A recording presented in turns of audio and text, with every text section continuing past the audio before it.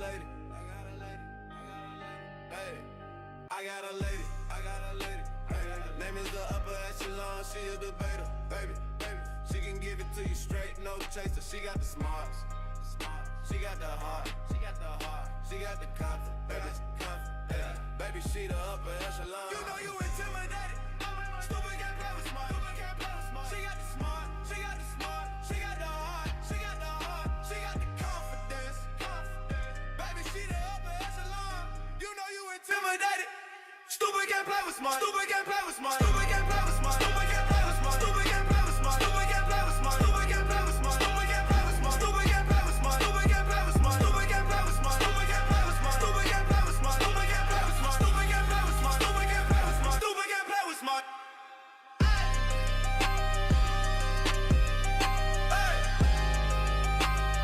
Stupid can't play with smart. Stupid can't play with smart.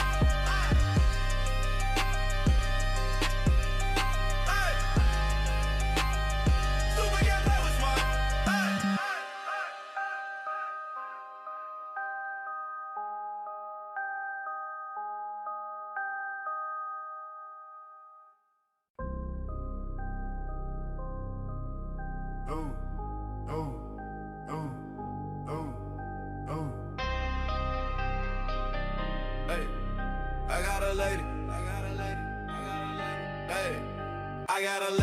got a lady. Hey, name is the upper echelon, she a debater, baby, baby. She can give it to you straight, no chaser. She got the smarts, she got the heart, she got the heart, she got the confidence, baby, confidence. Yeah. Baby, she the upper echelon. You know you intimidated. Stupid can't play with smart. Stupid can't play with smart. She got the smart, she got the smart, she got the heart, she got the heart, she got the confidence, confidence. Baby, she the upper echelon. You know you intimidated. Stupid can't play with smart. Stupid can't play with smart. Stupid can't play with smart. Stupid can't play with smart. Stupid can't play with smart. Stupid can't play with smart. Stupid can't play with smart. Stupid can't play with smart. Stupid can't play with smart. Stupid can't play with smart. Stupid can't play with smart. Stupid can't play with smart. Stupid can't play with smart. Stupid can't play with smart. Stupid can't play with smart. Stupid can't play with smart.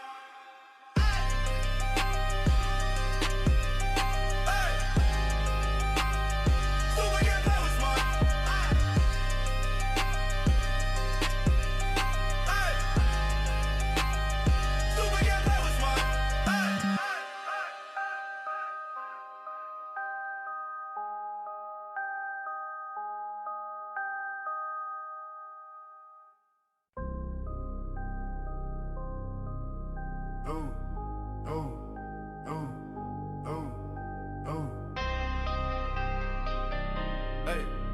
I got a lady, I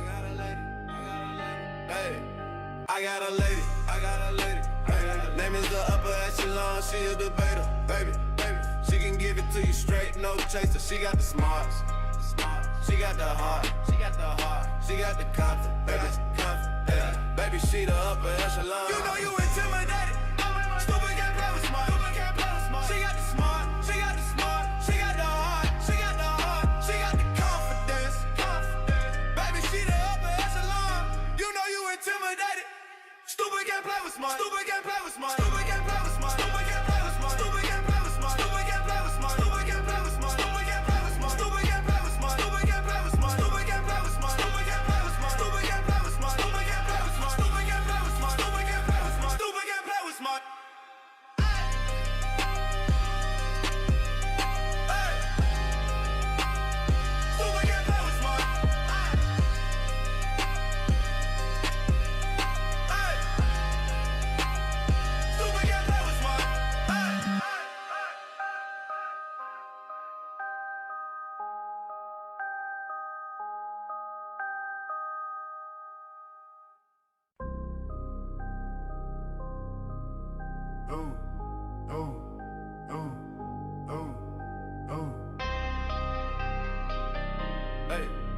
I got a lady, I got a lady. Hey, name is the upper echelon, she a debater, baby, baby. She can give it to you straight, no chaser. She got the smarts, she got the heart, she got the heart, she got the confidence, baby, confidence. Yeah. Baby, she the upper echelon. You know you intimidated. Stupid can't play with smart. Stupid can't play with smart. She got the smart, she got the smart, she got the heart, she got the heart, she got the confidence, confidence.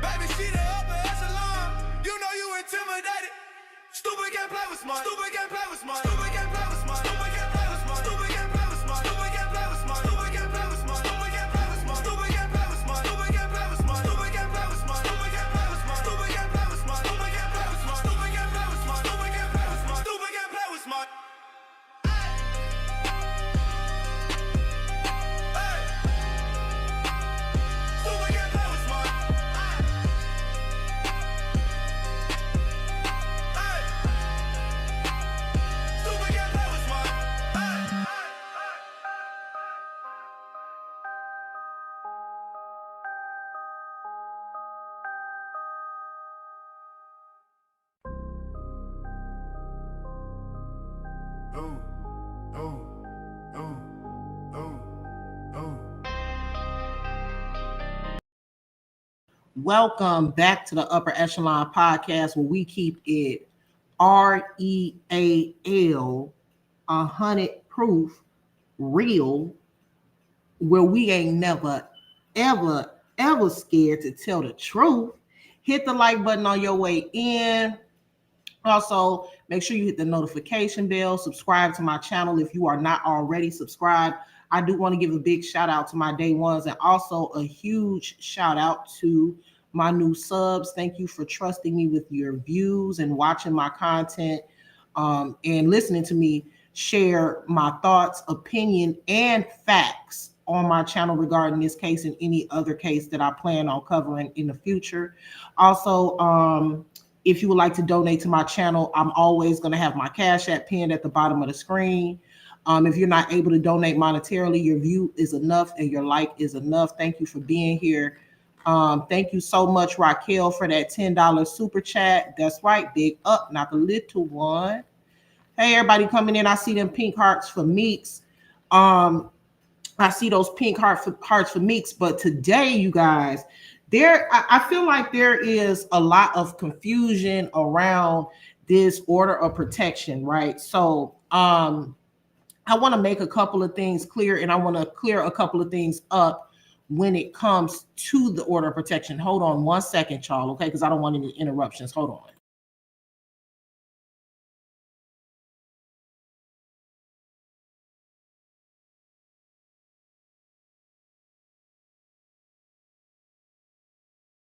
Okay, y'all. So I did. Let's pull up a couple of things, okay? And then I'm gonna play a video. And then also while I'm live, I do want to give a big, huge shout out to news anchor, seasoned reporter with all the credentials, Tia Ewing. She's the GOAT for actually. Not only is she a news reporter, but she is also an advocate for the community, and her husband is also an advocate for the community. He's done a lot of things for the South Side of Chicago.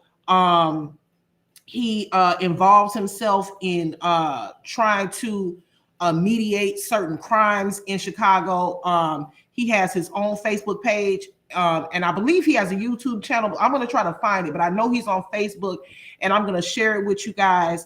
So shout out to Tia Ewing for being extremely fair in this case, reporting the facts and reading court documentation on her live stream. So shout out to her for that. It's hard out here, a lot of times for an educated Black woman. You're going to get a lot of hate. You're going to get a lot of doubt. You're going to get a lot of people trying to drag your name. But she has stood tall. She went on her Facebook channel and she spoke on the truth. And when I say she spoke on the truth, I say that because she read court documentation. Okay. So let's see. Okay. She read court documentation. So let's get into a couple of things, y'all. Let me mute this. We're gonna get into a couple of things because it's some confusion going on out here, and I'm gonna clear it up over here on my channel. Give me 1 second, because I want people to be educated about certain things. Now, I say whatever side that you're on is fine. No judgment over here. However, when you are looking into this case and watching different content, it's important before you make a decision or take a side or say that I'm leaning towards this side versus this side. I think it's important for you to be educated on what it is that you're looking at and listening to, so that you can properly debate the issue or properly, choose what you want to believe. You can't choose to believe anything if you don't know the facts. So let's get into it, y'all. Let's see. So the first thing that we're going to do is listen to a little bit of this. I know Tia Ewing went over this, but we're going to play this lady. I follow her on YouTube. Her name on YouTube is, I'm not a lawyer, but very, very smart African-American woman. No, she's not a lawyer, but she does do a lot of content on crime, the law. She does have a separate podcast that's not on YouTube, and I think you have to pay for it and subscribe to it. She has her own hold on, y'all. She has her own website that you can see her actual podcast. So basically, for the most part, she kind of just gives the facts on whatever story she's covering. And then on her podcast, what she does is she gives her opinion on the story. So if you want her opinion, you have to pay for that. Okay, so let's get into, again, the name of this channel is called I'm Not a Lawyer, But, okay? So here she's breaking down what was said in court. After she does that, I'm going to go over a couple of things. I'm going to go over what the difference is between an order of protection and a stalking order. I want to be very clear, okay? And I didn't think that I would have to go over this because I don't know. I guess certain things, just because it's common sense to me, doesn't mean it's common sense to everybody. Hold on one second, y'all. I got somebody knocking. Hold on one second, y'all.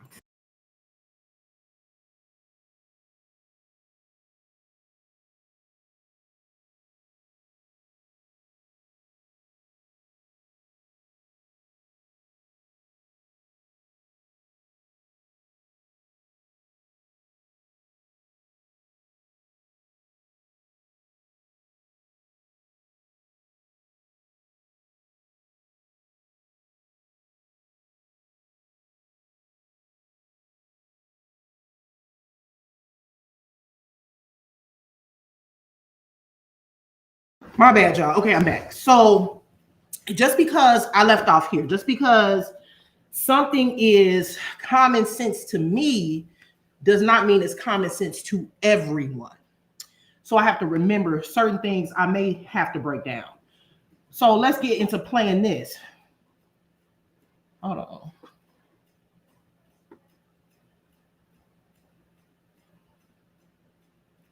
Because I want you to remind y'all what, hold on, the documentation says. Here we go. Key players, Romika and Carlos, who have a 6-year-old, and then Holly and Carlos, who have a 6-month-old. And as you may have been suspecting, there is some history between the three of them. According to the court docs, in December of 2024, Holly filed a request for a stalking no contact order against Romika. In the request, Holly said that Romika had been making verbal threats against her, and although there was no physical contact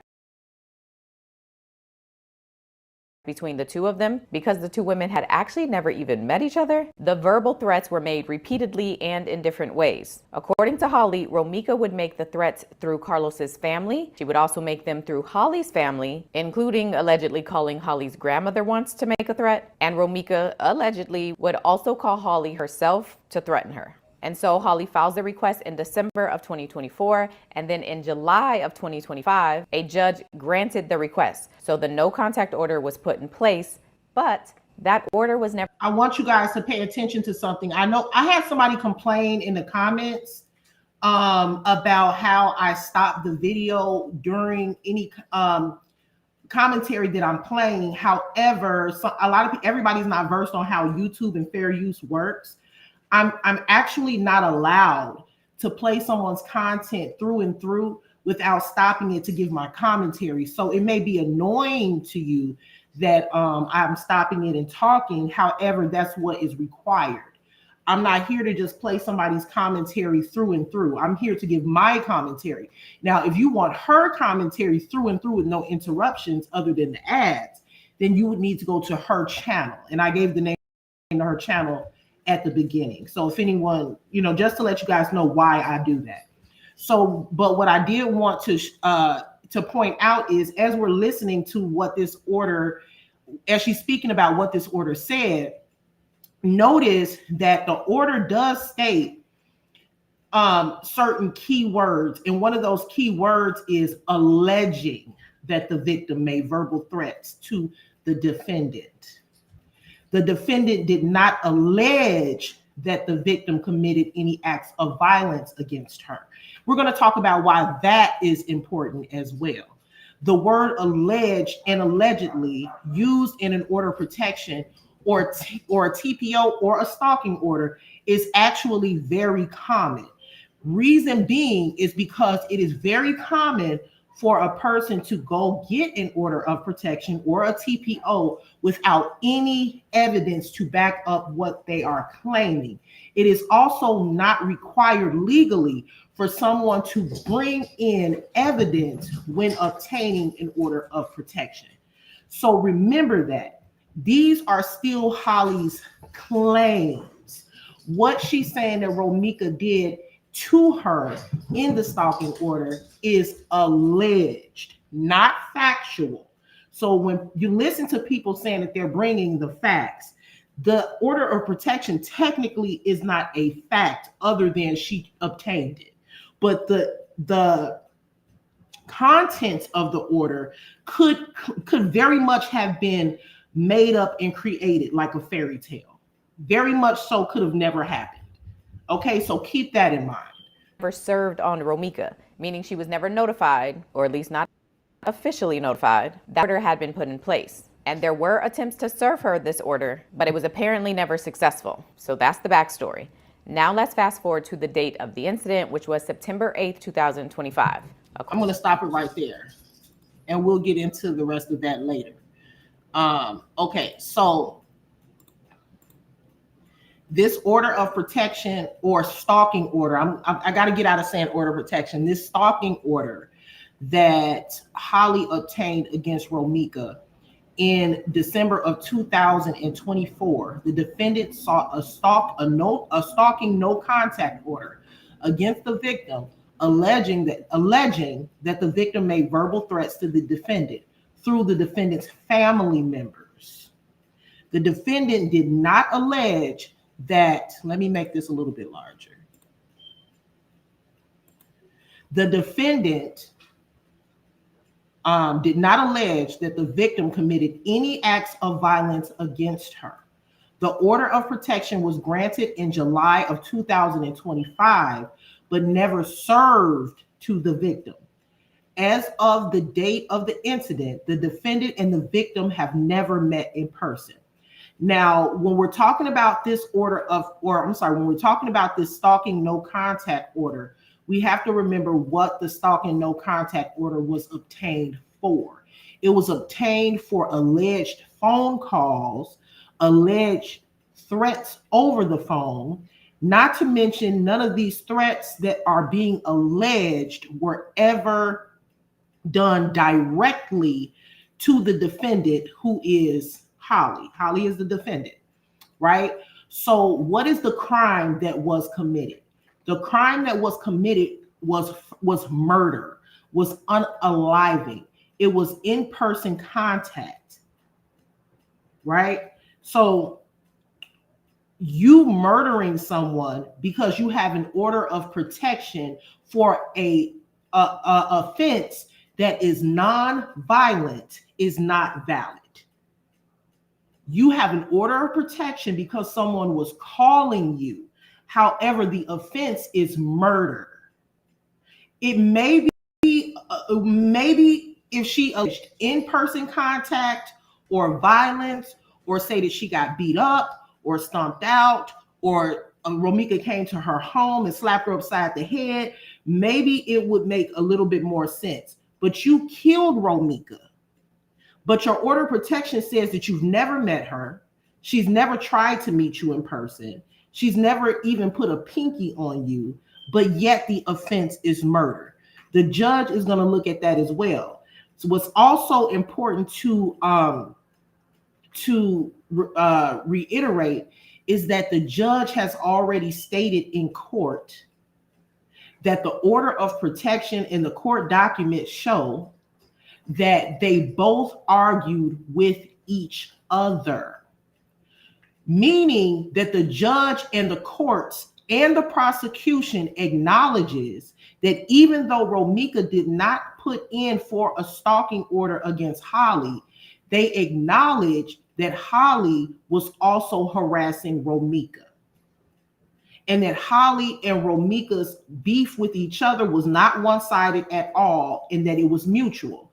So no matter how many times people go live, no matter how many of her supporters say that Romika was stalking Holly, it doesn't matter. The judge and the prosecution acknowledged that the beef and that the arguing was mutual and that it was back and forth. They were doing it with each other. Holly, in this case, is not seen by the courts as a victim.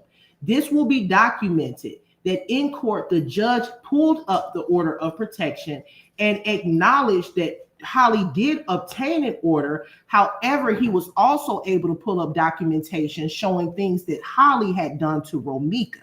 So it doesn't matter that Romika didn't protect herself with an order of protection. There is still documentation showing that Holly was harassing Romika. As a matter of fact, I'm getting ready to pull something up because we'll go over a couple things. But as a matter of fact, Holly harassed Romika through the state. She harassed Romika through DCFS. Okay, she harassed her through DCFS and said that her son had boils and that her son was not being properly cared for. Even though these things appear not to be true because Romika still had custody of her child. Her child was not removed from her custody. So there is documentation. So Holly was trying to hurt Romika and ended up hurting her own case because the judge saw, wait a minute, if somebody is stalking you, let me ask you guys this question. Make it make sense. If somebody is stalking you, if somebody is harassing you, and you don't want to have anything to do with this person, you want them out of your life, you don't want any contact with them, why in the world would you contact Department of Children and Family Services to report boils on a child that doesn't even belong to you, ain't none of your business? What was that for? Do you think that that was a form of harassment? Because I think that it was. I think that that was Holly using the legal system to harass Romika. Romika never used the legal system to harass Holly, but Holly went back and forth to court for months until they finally was tired of her ass and gave her an order, granted her an order of protection. Holly called DCFS on Romika and told DCFS that Romika's son had boils on him and was not being properly cared for, to the point where Romika had to look into trying to get an attorney for this situation. This is all documented, and the judge was able to see this. Even though it was just a detention hearing, the judge acknowledged that this was not a case of a woman being harassed. This is a case of a woman going back and forth mutually with another woman. Also, please do not be fooled. We're getting ready to go over the difference between an order of protection and a stalking order, okay? Just because it is called a stalking order does not mean that Romika is a stalker, okay? Now, for the average person that doesn't know that, it's easy to get on your platform and say that somebody's a stalker because the name of the order is a no contact stalking order, when in reality it doesn't mean that you're a stalker because you didn't get an order of protection. So, oh, she didn't even get a TPO, she got a stalking order, that means she's a stalker. False. Let's get into it. You know, it's just that I just would prefer that facts be presented instead of, you know, things being shown, things that are clearly not accurate or true to try to sway the opinion of the audience. Okay, so let's go down. We go down. I think I went out of order, but that's okay. Oh, you know what? Before we get into that, let's just go in order. Okay, the first thing. Hold on. Let's see. Do you have to bring, the first question is, do you have to bring evidence into court? Okay. Do you have to bring evidence into court in order to get a TPO or a no contact stalking order granted? That's the question. A lot of people are reading what Holly alleged happened to her, However, we don't see any evidence of that it actually happened. As a matter of fact, in the documentation of the TPO or of the stalking order, it states that what she said is alleged. It's allegedly. It does not make it true because she said it, and we don't know that she provided any actual evidence in that courtroom to obtain that order, which is why it says alleged. Now, do you have to bring evidence? Legally, Illinois can grant an emergency order of protection based on your sworn testimony alone if the judge finds it credible and believes there's an immediate need. Practically, in real life, evidence greatly increases your chances and makes the judge more comfortable granting the order, especially for phone harassment. So, while it may not be 100% required, it's strongly recommended. What kind of evidence should you bring? You should bring call logs, voicemails, text messages, screenshots, phone records, police reports, and a written timeline summarizing what's been happening. What about family members' phone? That helps your case. The caller is contacting them to reach or harass you. The calls continue after being told to stop. The behavior feels intimidating or obsessive. Have your family member write a short statement. That'll be interesting. Did her family member write a statement? Did Holly's grandmother write a statement saying that she was being stalked and harassed? Or did Holly just say her grandmother was being called and she was being harassed through her grandmother? The grandmother should be available to testify, and I'm sure the grandmother is going to testify in this case if it goes to trial, and provide screenshots and logs. Notice what Holly did was, a lot of times when people lie, what they do is they back their lie up before it gets to the point where people question the lie. So Holly has already backed herself up by saying, you know, it was from unknown phone calls. No, sorry, ma'am. Well, if it's from unknown phone calls and you weren't there to hear it, then how the hell did your grandmother know that it was Romika? Did she leave her name and number? Did she tell her that this is Romika Meeks Blackman? Just letting you know I'm gonna whoop your granddaughter's ass. How did she know that it was Romika? How did she know? Did she leave her name? Did she tell her to write it down? Did she leave her name on a voice recording? What did she do? So when your grandmother called you and said Romika called and left a message for you, I don't think so. Your grandmother doesn't know what Romika sounds like. And if she wanted to threaten you, then why the hell did she call your grandma? Why would she call your grandma to threaten you through your grandma versus calling you? Does any of that make sense to y'all? We got to stop believing bullshit. Come on now. That doesn't even make any sense. It just doesn't make sense. Why would I, if I got beef with you, if I got a beef with another woman and I want to threaten her and tell her I'm going to whoop her ass, I know what, you know what? Ooh, I'm going to whoop this bitch ass. Let me get my phone so I can call her fucking grandma. Did that make sense to y'all? Does that make sense to y'all? She backed her lie up just in case with it was unknown phone calls. For all we know, Holly could have called herself from a unknown number. Holly could have called herself, could have used another phone and called herself. We don't know what Holly did.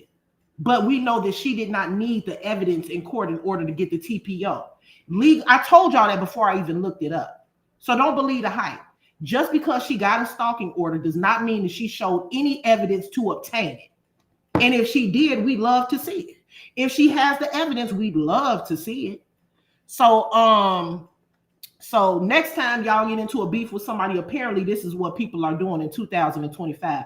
Next time y'all get into a beef with somebody, fuck it. Just call their grandma or their auntie or their granddad, and you tell them to tell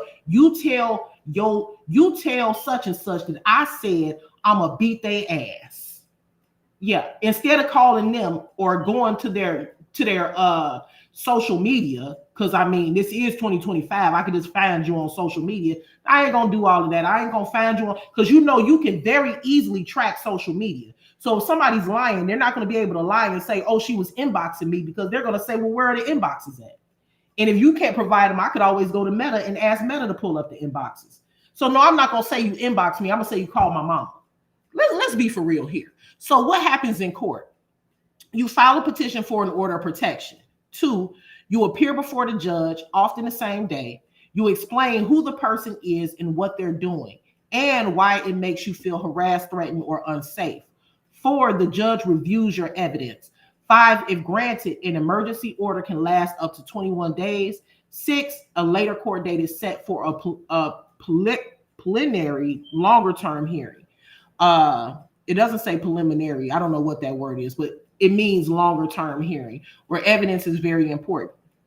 Key takeaway. So what you should do is bring evidence, like I said, organize it clearly, be specific about dates, family members, blase, blase. Now, the short answer is, do you need evidence to get in a stalking order or a TPO? The short answer is no. Evidence is not strictly required. Yes, you should bring it. Here's a clear breakdown. What Illinois laws allow. Okay, so what Illinois laws allow. For an emergency order of protection, an Illinois judge can grant the order based solely on your sworn testimony, what you say under oath. If the judge believes you and finds an immediate need for protection. Okay, so let's break that down. For further notice, no, you legally do not need evidence. Shout out to everybody thank you, Creisha. Y'all be so kind to hit the like button. Thank you for that super chat. Thank you, Nina Edwards, for that super chat. Upper, please keep bringing us the facts, especially the ones in the back. Thank you, Nina. No, you do not need evidence, physical evidence, to obtain an order of protection. Don't believe the lies. Okay. So just because, so the reason I'm reading this is to say, because she has an order of protection or a no stalking, no contact order, does not mean that what Holly alleged on that order is true or valid. It just means that she took her behind to the courthouse, told them that her grandmama was being called, and said Romika was doing it, and she was persistent about it, and they finally gave her crazy ass one, and that is how she got it, okay? It doesn't mean that she showed them any text messages. It doesn't mean that they listened to any voicemails.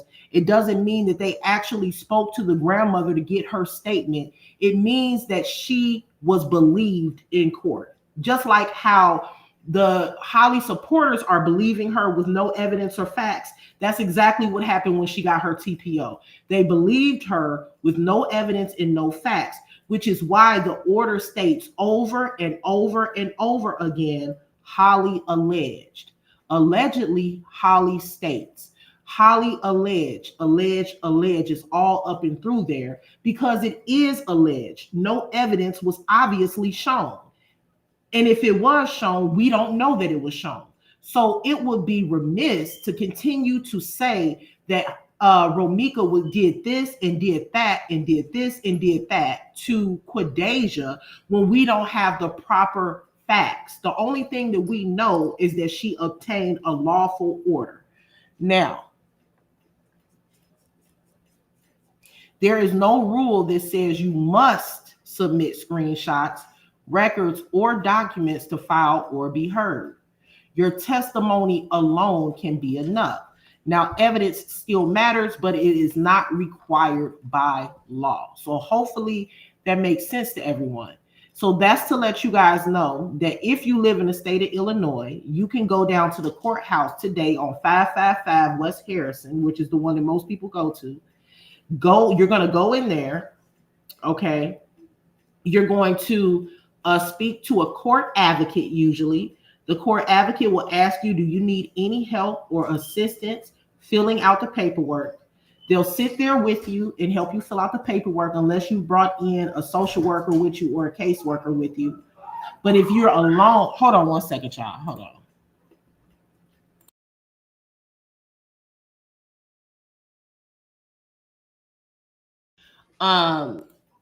They'll help you fill out the paperwork. Okay, so now let's get into the confusion behind Romika being served or not being served. Do you all find it a little weird that it was reported by the courts? Now, don't forget, During court, the detention hearing, the judge was able to actually, now this is a fact. This is a fact. The judge was able to pull up the order. He read through the order. He saw the order, but it was also made clear that the order was never, ever served. It's also documented by the courts that Romika, an attempt to serve Romika, the last attempt to serve Romika this order of protection was October 2nd. They would not still be trying to serve Romika an order of protection that she was already served with. Let's use, I say this every time, you guys, let's use the brain that the good Lord gave us. Why would Romika, or why would the state still be trying to serve Romika with an order that she was already served with even after her demise?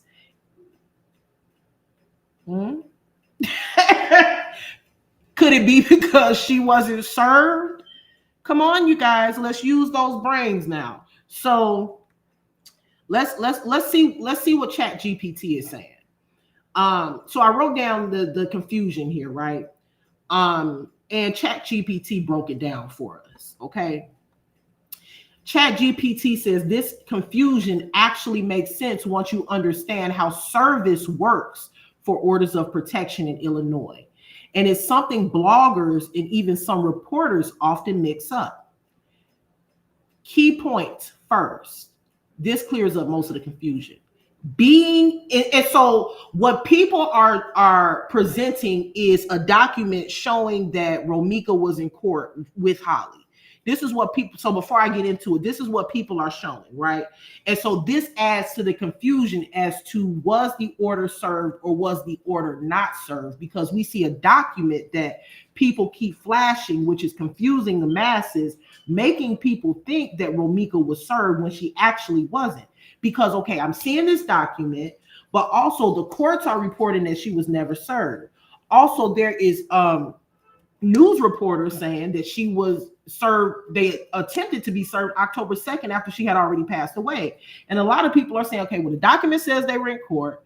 The news, the courts are saying that she was never served and that she was supposed to get served, or that she was attempted service on October 2nd after she passed away. How is all of that possible? So what I'm going to do is I'm going to clear up the confusion. So the next time you see somebody flash that document where it shows that Holly and Romika were in court, I'm going to clear that up for y'all now. Okay. So being in court does not equal being served. Knowing about a case is not being legally served. Service is a technical procedural requirement, not just a notice or attendance. How orders of protection work in Illinois. There are 3 different stages that often get confused. I want y'all to listen clearly. First stage, emergency order of protection. That is the first stage of obtaining either a stalking order or a restraining order. Okay. Number 1, emergency order of protection. And let me throw this in here. An emergency order is the easiest thing to obtain. That's the easiest thing to obtain. Why is it the easiest thing to obtain? Because in order to get an emergency order of protection, the other party is not required to be there.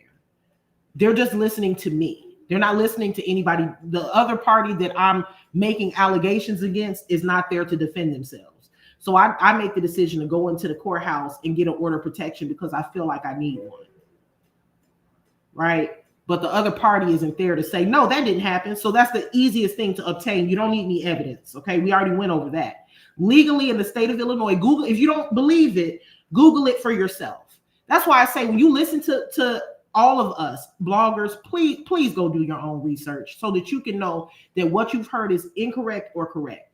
Again, I'm gonna say it one last time. You do not need physical evidence when you go to court to get an emergency order of protection.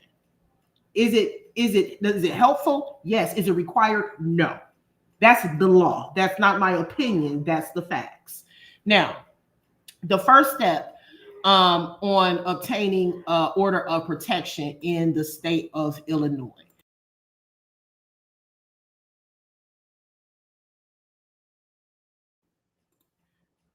Lord. Number one, emergency order protection can be issued without the respondent present, like I just told y'all. Two, issued based on the petitioner's testimony. Three, the respondent does not have to be served before it's entered. Four, it only becomes enforceable after service. So you heard those things, right? In order for it to be entered, the respondent, and the respondent in this case would have been Romika, does not have to be present. Okay. So the court can issue it. The respondent may know about it, but legally it means nothing until service is completed. Now, what is the second step of getting an order of protection after you obtain the emergency order? Hold on one second. I know I keep stopping y'all, but hold on one second.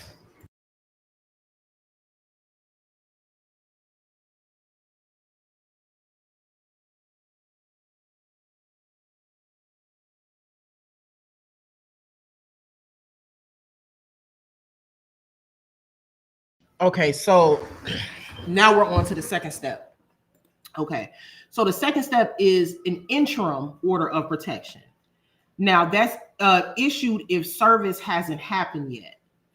Used when the court believes protection is still needed and still requires service to be enforceable.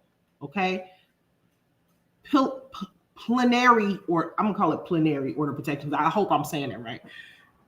Is a long-term order and requires proper service or appearance. This is where things get important. Okay, why someone could be in court but still not served. Here are the most common explanations as to why that could happen. The appearance was not service. If Romika was present for a related matter, bond court, criminal case, or other motion, or appeared without a sheriff formally serving papers, then that does not count as a legal service. Illinois requires a sheriff or authorized process server physically serving documents, or the respondent formally waiving service on the record, or the court entering an order stating service was accomplished by appearance. Without one of those, service did not occur, even if both parties were in the same courtroom. She may have appeared before the order existed. It's possible she appeared in court before the emergency order of protection was signed, or she appeared while the case was still pending. If the order wasn't entered yet, there was nothing to serve. Here's another reason it could be that she legally, and when I say legally, I use that word strongly because legally, according to the courts and the state of Illinois. Now, who we gonna listen to, y'all? We gonna listen to the courts in the state of Illinois, or we gonna listen to bloggers? Y'all let me know what y'all gonna do, because I'm gonna listen to the courts in the state of Illinois. The courts and the state of Illinois says that Romika was not legally served the order of protection. It has been documented that they attempted to serve Romika October 2nd of this year after she passed away. Okay, let's use our heads here. Let's not fall into what we want to be true, but what actually is true. What is another reason that Romika may not have been, or it may show that she was in court but not served? Service by publication is used only when service fails. There is documentation saying that a service by publication was entered for Romika. When you see service by publication, that tells you something very important. The court officially determined that personal service failed. Publication is used only after multiple failed service attempts are documented. The respondent could not be located or served.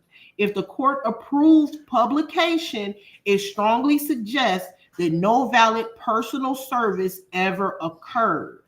4, someone confused notice with service. A reporter or blogger may be seeing a docket entry showing her name, a minute order referencing both parties, or a notice mailed to a last known address. None of those equals service. Courts are extremely strict on this point because you can't enforce an order of protection. You can't criminally charge violations unless service is valid. The only thing that Holly can say is that she went and obtained an order. They cannot say that Holly was, that Romika was legally served an order of protection, meaning that Romika did not break the order. She did not break any order of protection because she was not legally served. Now, conflicting paperwork does not equal conflicting law. Court files often show attempted service, unsuccessful returns, alias summons, publication orders. To someone who is not a lawyer, it may look contradictory. To the court, it tells a very specific procedural story, saying we tried, we failed, and we escalated to publication. It is not, okay, layman's terms, is not going to reach publication unless she was not physically served, okay? That does not mean that she was served earlier. Why this matters so much legally? If Romika was never properly served, she could not legally violate the order. The order could not be enforced against her. Any claim that she ignored the order becomes meaningless. That's why the courts are meticulous in saying not served, even if it's uncomfortable or confusing publicly. Bottom line, it is entirely possible and common for all of the following to be true at once, which is an order of protection was issued. Both parties could have been aware of it. They were in the same courtroom at some point. Multiple attempts to serve were made. Service by publication was ordered. The respondent was never legally served. All of those things can be true at once. It can be possible to find paperwork showing that Holly and Romika were in the same courtroom at some point. It is possible that Romika knew about it maybe. But it doesn't matter what anybody knows. What matters is paperwork. If it's not on paper, it does not exist. Meaning she did not break any laws. Legally, she did not break an order because legally she was not served. Not only am I saying that, but the judge has said that. Okay? The judge has full access to any orders of protection while he's sitting there behind that bench, which is why he was able to pull up the documentation right there at the detention hearing in front of her attorney. To be honest with you, Holly and her attorney should be shaking in their penny loafers because, and Holly should be shaking in her karate shoes because I know she got that outfit on right now, but they should be very, very nervous because, and the reason I say that is because that judge has already expressed that order that everybody keeps talking about as if like that's going to get her off with murder. It actually did more to harm her than it did to help her. And the reason I say that is because now that the order of protection has been brought up, the judge was able to find what Romika has now also said about Holly. What Romika said about Holly would have never been said if Holly would not have tried to obtain that order of protection. So now the judge is able to see, okay, Holly, you're saying that Romika did A, B, and C. But I see right here that Romika is saying that you did A, B, and C. So it looks like you and Romika were arguing with each other. It doesn't look like Romika was picking on you. It looks like y'all were picking back and forth. Another very important fact, Holly, we still have not, as far as Holly, we still don't know if she actually provided any valid documentation backing her claims that Romika was calling her back to back, or not calling her, but calling her family members back to back and harassing her with threats via third party. She said that, but we don't know if she actually provided evidence. Now, I'm going to tell you how Holly helped Romika. Holly helped Romika because Holly called DCFS on Romika. So that was recorded by the state. What also was recorded by the state was Romika's response. Romika said, the girl said that my son got boils. I don't even know who the hell she is. This is on documentation. Romika says, all I know is that she's dating my baby daddy. But she said she called and said that my son had boils. This is on documentation. So it is documented that Holly did call DCFS and make possible false claims against Romika's parenting. That is on documentation. That is on paperwork. But what we don't have is documentation that she actually harassed Holly third party. That is not documented. So we have clear document through the state that she was harassing Romika. But we don't have any fact proof that Romika was actually calling her. All we know is that Holly said that Romika was phoning her grandmama on her landline. Because them older folks got the landline. She was calling her on her landline and saying she was going to whoop her grandbaby ass. Now, we don't know if that's true or not. We don't know if that is true or not. And then said that the calls were coming from an unknown number. How convenient.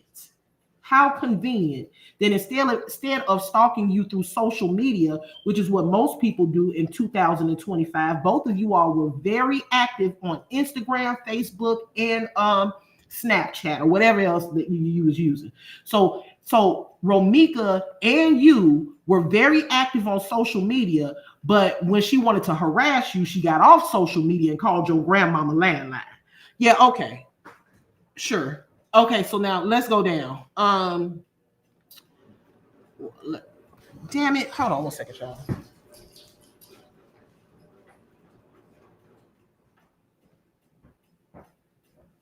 Okay, now let's get into this. Okay, so want to pull something else up for y'all.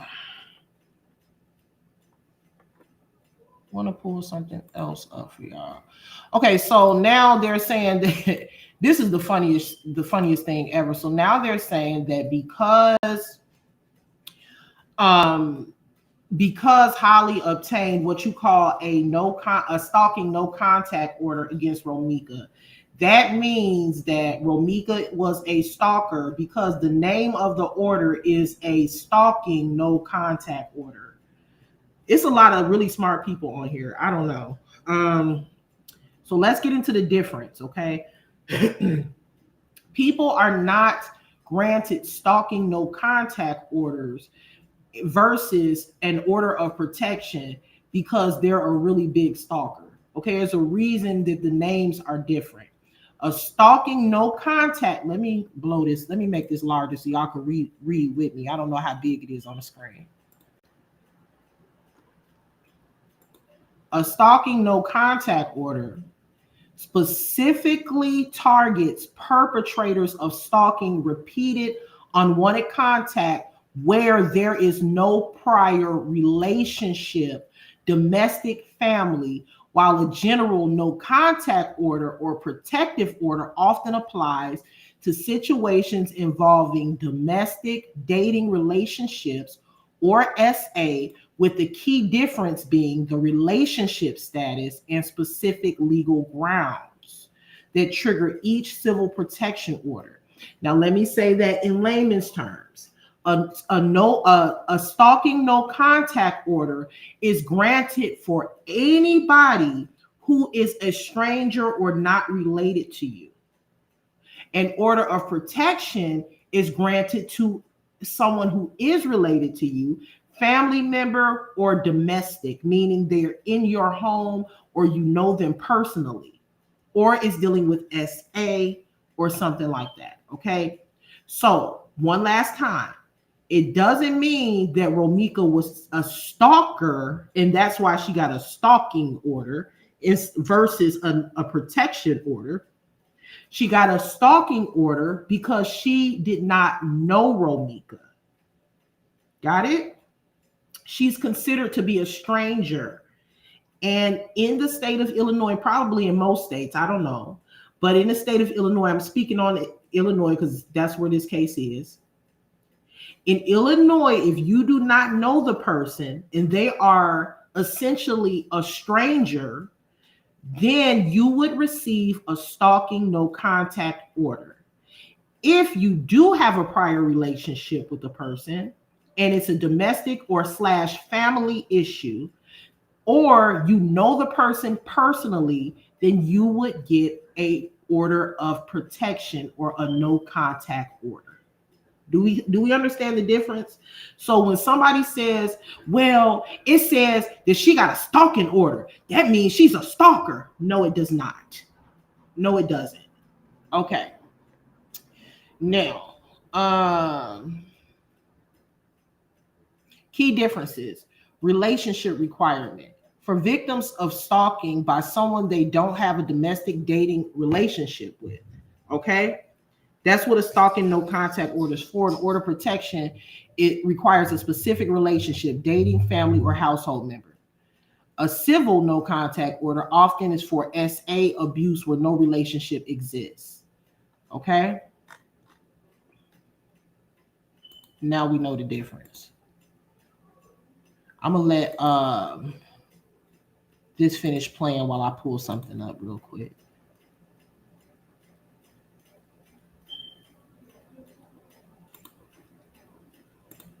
And there were attempts to serve her this order, but it was apparently never successful. So that's the backstory.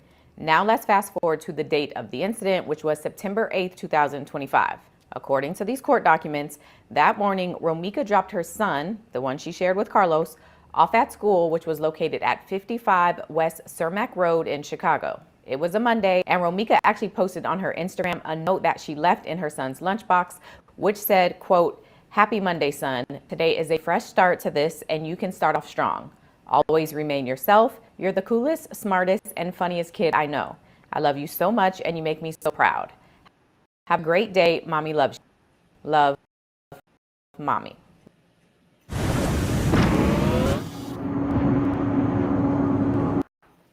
Now, around the same time that Romika is dropping off her son at school, Carlos and Holly are less than 500 feet away at 20 West Cermak Road doing some kind of car exchange. And just for some visual context, here is how far Google Maps says the addresses were. So here is the school, 50 West Cermak, and here's where Holly and Carlos were at 20 West Cermak. And okay, y'all, we already know that information. I really was just playing that to fill in some space because I find something.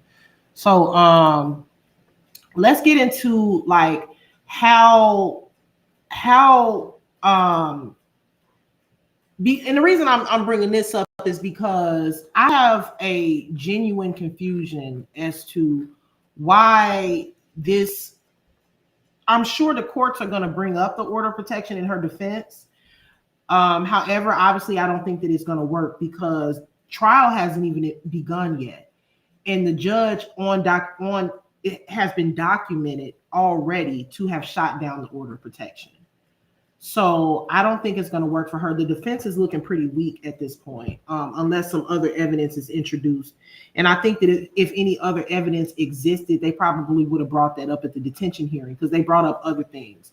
One thing that I noticed is that now during the detention hearing, mind you, this isn't trial. It's just a detention hearing, but certain things were brought up that were interesting. One of the things that was brought up was the order of protection. Her defense attorney, Ari Williams, brought up the order of protection at the defense hearing. Now, when she brought it up, the judge immediately shut it down and said that these two were bickering back and forth with each other. The attorney did not say, well, we have evidence of voicemails and text messages and phone calls and all of these things that we could prove that this girl was actively harassing, stalking, and threatening her. No, all that was said was there's documentation showing that my client was threatened through a third party from her son's phone. Check it out, y'all. Make it make sense, you guys. This girl, and before, I'm gonna get into what I want to pull up really quick, but when something doesn't, for me anyway, I don't know about for y'all, when something don't smell right, when something ain't clean in the buttermilk, I don't know. I think I was just blessed with a certain type of intuition. If something just doesn't seem right, it's a reason that it doesn't seem right. If it walk like a duck, if it talk like a duck, it's a duck. If it walk like a murderer, if it talks like a murderer, it's probably a murderer. Now, why in the world would Romika be calling her grandmother to threaten her from an unknown number, only to turn around and leave a voicemail? When you call from an unknown number, don't you want people to not pick up a record of you doing it? Then she says, after she called the grandmother from an unknown number, she left voicemails and etc. She then went on. Why would you leave evidence of a voicemail? She said then she then went on and used her son's phone. Why would she turn around and use her son's phone to call you, to threaten you through your grandma? This is the strangest threatening that I've ever seen. This is the most complex. If Romika was doing this, she was going through so many different channels and steps to simply make a simple threat. Just to say, I'm gonna whoop your ass. I gotta call you unknown, leave a voicemail, text you, call from text now numbers, only to turn around and use my son's real number, use my son's actual phone number, and threaten you through my son's phone. So I'm gonna call you private from every other phone, but then I'm gonna call you from my son's phone on his number. Leave a voicemail on your grandmama landline. Ring, ring, ring, ring, ring. Yeah, this is Romika Meeks Blackman. You tell your raggedy ass grandmama. You tell your raggedy ass grandbaby that I said I'm gonna beat her ass the next time I find out she messing with my baby daddy. Yeah, you tell her that, bitch. You really think that Romika was going around calling 80-year-old grandmothers to threaten Holly through, when she could have just called? If she was going to stalk somebody, she could have just called Holly. Why the hell would I call private to your grandmother? Your grandmother doesn't even know who I am. If I'm going to call private to threaten somebody and I don't want them to know my number, why not just call you? Why not just call you? Why am I avoiding calling you? Y'all, it's some bullshit. Okay, it don't even sound true. It's just the worst. Shit don't even. What it sound like is, let me come up with some stuff that I feel like I can put on her, but they can't prove whether she did it or not. That's what it sounds like. They ain't gonna be able to prove whether she did it or not, so they're gonna have to give me the order of protection. If I say she was calling private, how are they gonna know that she didn't call private? They can't prove it, so they're gonna have to give me the order of protection. I'm saying they calling my grandmama. So I ain't saying she calling me, so they ain't gonna ask to see my phone because she called my grandmama's phone. I ain't gotta say that this is her number because she called from a text now number. She called from an unknown number, so I ain't gotta prove shit. They're gonna give me the order of protection. That's what it sounds like. She just came up with some stuff that she felt like they couldn't dig into, so they would just have to give it to her. Some bullshit. That's all. Nickel slick. Let me pull this up. Okay, so I want to talk about this because I'm not exactly sure what Holly supporters really think that this order of protection is going to do for her defense, or what they're going to believe. Well, what this is going to do for her in court. But like Keys News Network always says, an order of protection is not a license to kill, y'all. So what I asked is, will the order of protection help Holly as she has killed Romika and is trying to use an order of protection as her defense? Short answer, no.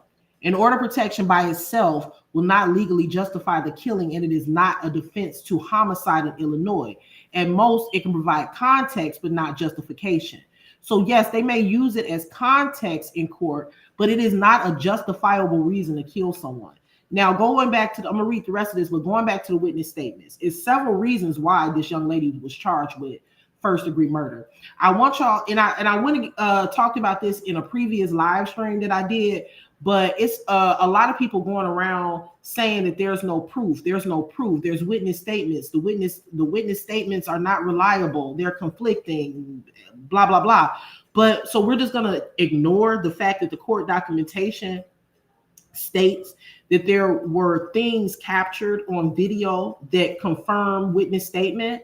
We're going to ignore that, or do I need to play it again? What do I mean, Holly supporters, y'all in the bushes, do y'all feel like if you keep saying something that's going to make it true? Like if I say it over and over again, then it's going to be true. It's not true that there's nothing to back up the witness statements. That's a lie. The incident was captured on video. Actually, I know for a fact that the incident was captured on video. I can't get. Let me shut up. But anyway, it was captured on video on several different cameras. Okay, and the reason why the witnesses are being used is because the witness statements corroborate the video. Duh. That's why in court during the detention hearing, the judge said during the detention hearing, the witnesses are credible. I keep telling y'all that. Next time y'all hear somebody say that the witness statements aren't credible, tell them that the witness statements are credible. It's several reasons why the witness statements are credible. The witness statements are credible because the videos exist and the videos corroborate the witness statement. The witnesses are credible because their statements corroborate the autopsy report. The witnesses are credible because it corroborates the ballistics report. Okay, remember this right here is why the investigation took so long, right? There is a lot of witnesses. And I told y'all that last time. A lot of people think it's only them 3 or 4 witnesses. No, there are quite a few witnesses, a lot of witnesses, right? And so that's one of the reasons why it took so long. And really, it ain't take long. I've seen cases be under investigation for almost a year. I've seen that before. So honestly, I think CPD did a pretty good job as far as I'm gonna tell y'all this. I think CPD did a damn good job on investigating this case, because a lot of people were thinking that the camera footage was going to be the pod camera, and one of the cameras is a pod camera. Another camera is the city bus camera. There's, a lot of footage for this incident, so the investigators had to obtain all different angles. Not only that, but they had to obtain all of the witness statements. Okay, so, and then also, of course, like you guys already know, they had to obtain the ballistic report. They had to obtain the autopsy report. They had to obtain the toxicology report. Not only that, but the actual crime scene is very important, because where the shell casings were found is going to be brought up in court. If the shell casings were found significantly farther away. Now, this is I'm just giving you an example, right? I'm just giving you an example. So if the body fell here, but the shell casing was found over here, y'all following me? Or do I need to bring up my demonstrate? Do I need to? Okay, so let me pull something up. I'm gonna get, y'all know when I get to talking, I just get to rolling. But I want to show y'all something real quick. Then I'm gonna get into what ChatGPT says. Let me pull something up real quick, because I like to show examples. Knowing sometimes I be feeling like this shit looks so crazy. But so let me show y'all, right? So pull this. Hold on one second. Let me do something real quick.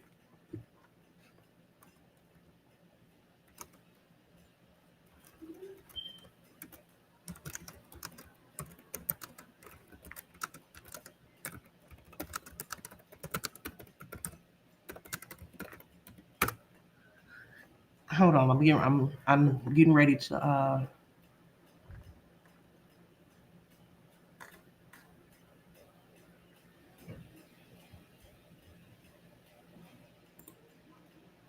Give me 1 second.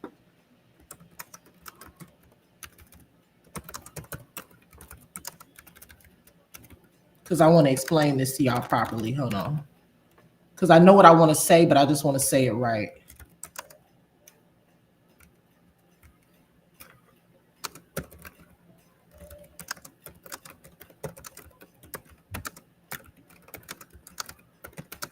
So bear with me.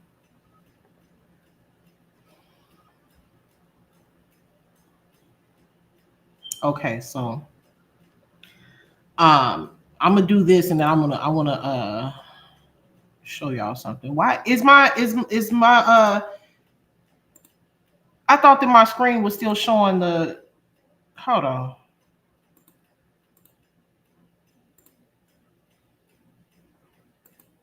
Okay, so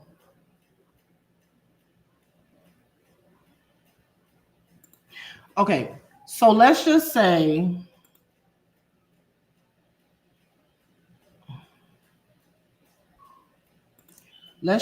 that this is the car. Just using an example, right? Let me see, let's just say that this is Carlos' vehicle here, and this is Romika's vehicle here, and this is Holly's vehicle here. Let's just say, and this is just, listen, follow me, y'all. Let's say that one of the shell casings was found. I'm going to say this red thing is her window, front window. Let's say, and we know this to be true because it was in the police report. Let's say that, well, we're not going to say, we know it's a fact, right? So one of the shell casings, we're going to say that this black dot right here is the shell casing. One of the shell casings was found on her window shield. We know that for a fact. Now, witnesses are saying that we saw the video, so we know that Romika's body is here from the video. But witnesses are saying that her body fell in traffic and they had to move her body to get out of traffic, meaning that Romika's body fell somewhere over here. Now, if the shell casing is here, then that means what, you guys? That the firing was possibly, this is Holly, y'all. And I'm gonna give her some big ass clown feet because she's a clown. This is Holly. That would mean that the weapon was 9 times out of 10 over here. Now, if the shell casing is here, but the victim, Romika, is here, how would that be considered self-defense? That's a gun. Are y'all following me? So if if the bullet shell casing is found here, but Romika reportedly, according to witness statements, body fell near the street, how would that be considered me defending myself? She's nowhere near me. Now, the reason I brought this up is because, don't laugh at my picture, y'all. The reason I brought this up is because I'm speaking on the witnesses. The witnesses are saying that Romika was nowhere near Holly during the shooting.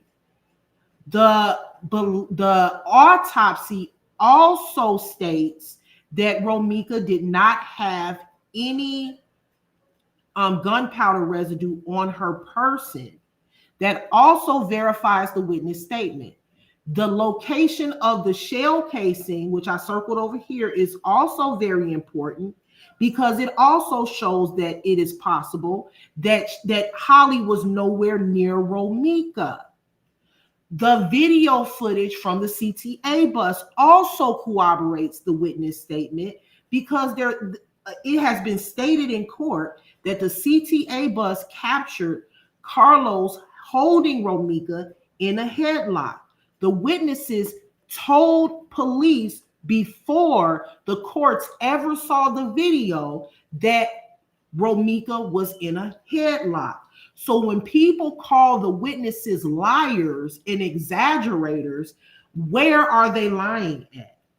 What they're saying is being backed up by video, ballistics, and the autopsy. Where is the lie? Also, the location of the shell casing. Sorry for my bootleg cartoon, but y'all get where I'm going.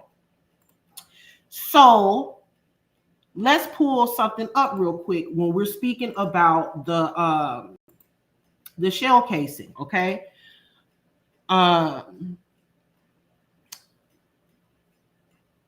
So why do the location of the shell casings matter in this case?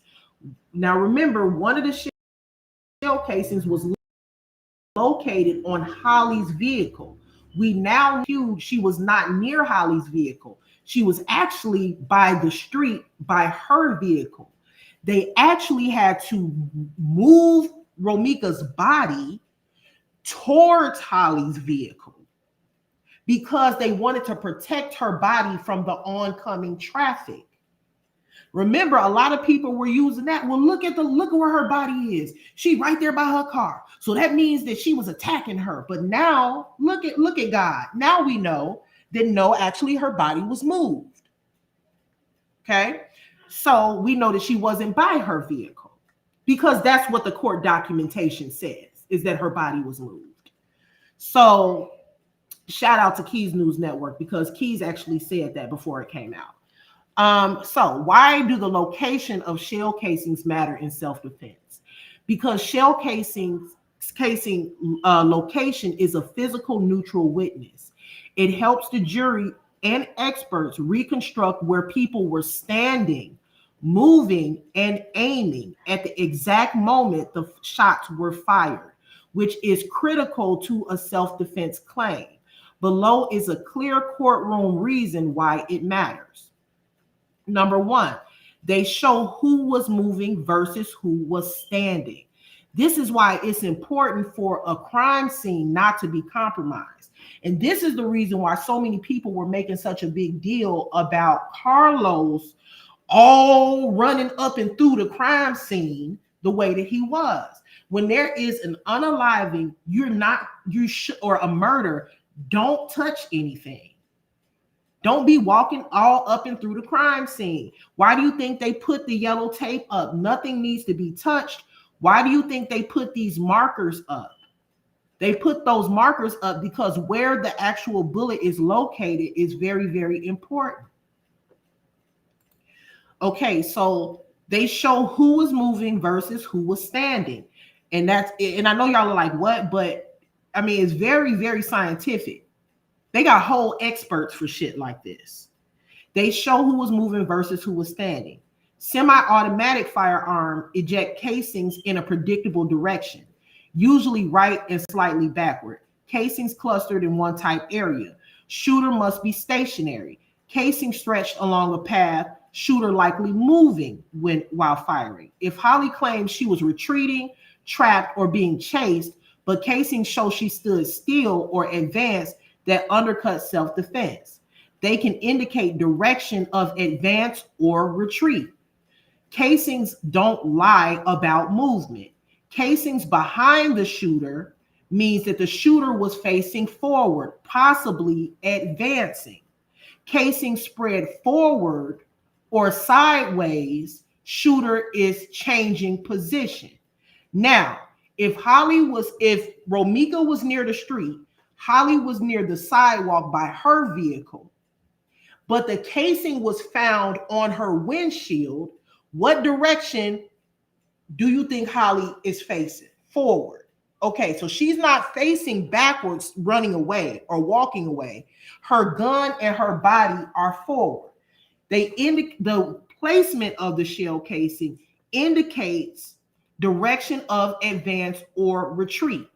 Casings behind the shooter show that the shooter is facing forward and possibly advancing. If the casing suggests Holly moved toward Romika rather than away, the prosecutors argue she was not trying to escape danger. They help determine the distance and spacing between shots. Now, another thing, a lot of people are waiting on a video to see if there was a pause in between the first shot or not.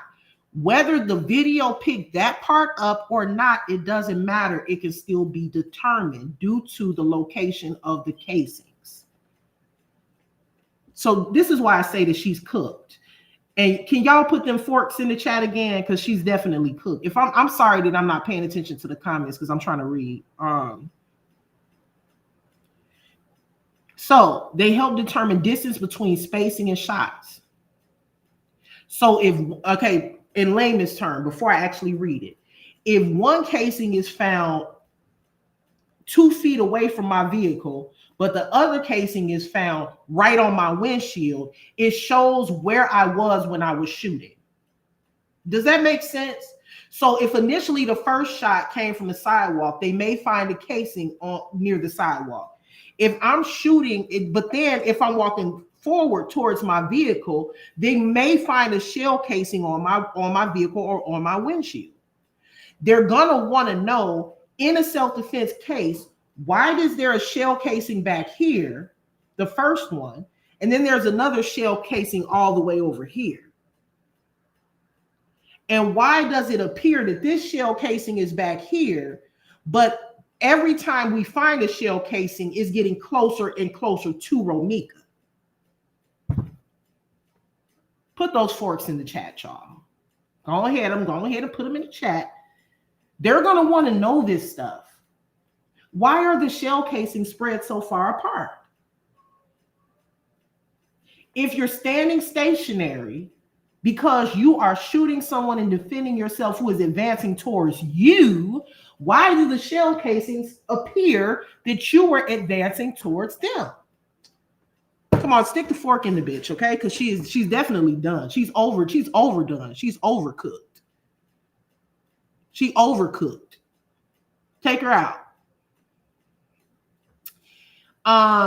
Now, they also help determine the distance and spacing between shots. Multiple casings close together usually mean rapid firing. No interruption, no pause or reassessing of the threat. That matters because lawful self-defense requires force only as long as the threat exists.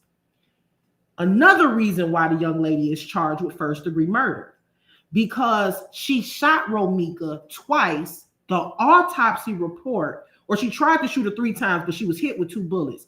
The autopsy report states that both shots are fatal. You can't argue with science. You can't argue with the law. You cannot argue with science. Illinois state law says that force is only necessary as long as the threat still exists. If the autopsy report says that both shots that hit Romika were fatal, that shows that after the first shot, a second one was not necessary. Are y'all following me? I'm just like, I don't know. I just feel like some of this shit is really common fucking sense. The girl was charged with first-degree murder because she unjustly murdered the girl. Okay, period, point blank. I'm gonna tell y'all what I predict is gonna happen, but I'll do that later. So, if shots appear continuous, prosecutor argues overuse of force. That is going to come up in court, y'all. And guess what? They're not just they're going to look at the bullets that hit Romika, but they're also going to look at the bullets that didn't hit Romika. So what they're going to do is they're going to look at the autopsy report. It states in clear black and white that both shots that hit Romika were fatal. So they could not determine which one actually unalived her because they were both fatal shots. That's going to be very important. But what they're also going to look at is the bullets that didn't hit Romika. They're going to ask, why was the third shot fired? Oh, yeah, they're going to ask that. We found a third casing.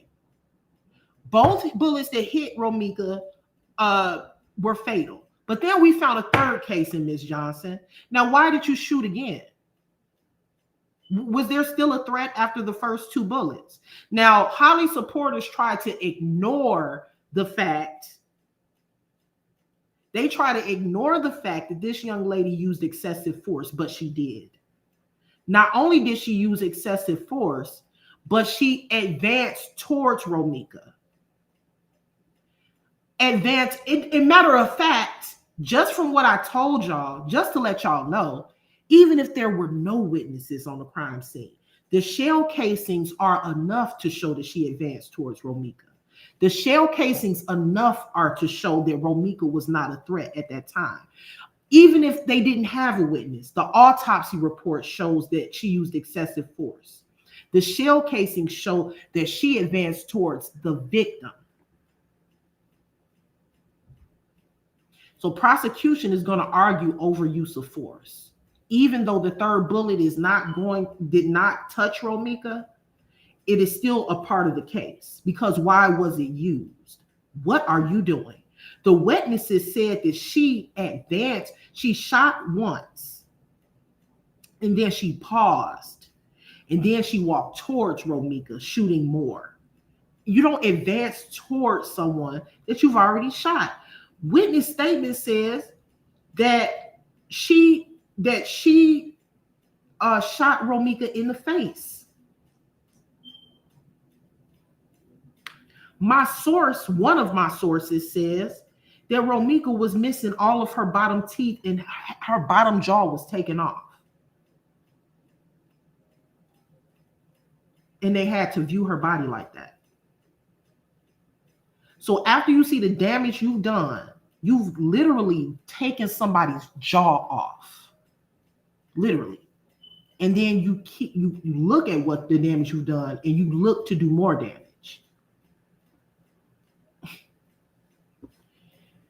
It is honestly, people do crazy stuff every day, and it's not so much her. And for you all that didn't know that is true. I don't think that was documented for the public to know, but that is true. She took her jaw off, and that's the reason why the witness said she took her face off, because she did. She took the bottom of her jaw off. A family member expressed to me that Romika did not have any of her teeth at the bottom, and her jaw was half off. So when the witness was explaining it that way, that she took her face off, is not because she was exaggerating. She did actually. She actually did, and then she kept shooting. So it's not what she did that amazes me, because people do disgusting things every day. What amazes me is people defending it. It's scary that there's so many insensitive people in the world. But you know what? That is life, because oftentimes humans don't care, or nor do they understand unless it happens to them or somebody that they really, really love. And then when it does happen to them and somebody that they really, really love, then they get it. But you know what? I'm very thankful to God, because God gave me a gift, and it wasn't wealth. It wasn't all of those things that people really, really want. But what God gave me is a good heart. And not only a good heart, but he gave me a good intuition. And he also gave me a very empathetic spirit, meaning that I'm blessed because I don't have to go through something to understand how it feels. And that is a blessing, because oftentimes, I'm going to get back on topic, but oftentimes in life, God will make you experience something so that you do know how it feels. And I never want to be in a situation where I have to experience something in order to know how it feels, especially something like this. So I thank God that I've been given an empathetic heart so that I don't have to be put in a situation to where I have to go through it just to know what it feels like. So I think that that's a gift. And I think that that's what a lot of people should pray for, is a heart of empathy and sympathy. It really should come natural, but sometimes it doesn't for people. But I think that, especially with situations like this, we should pray for an empathetic heart, because God will make sure that you understand certain situations if you act as if you don't.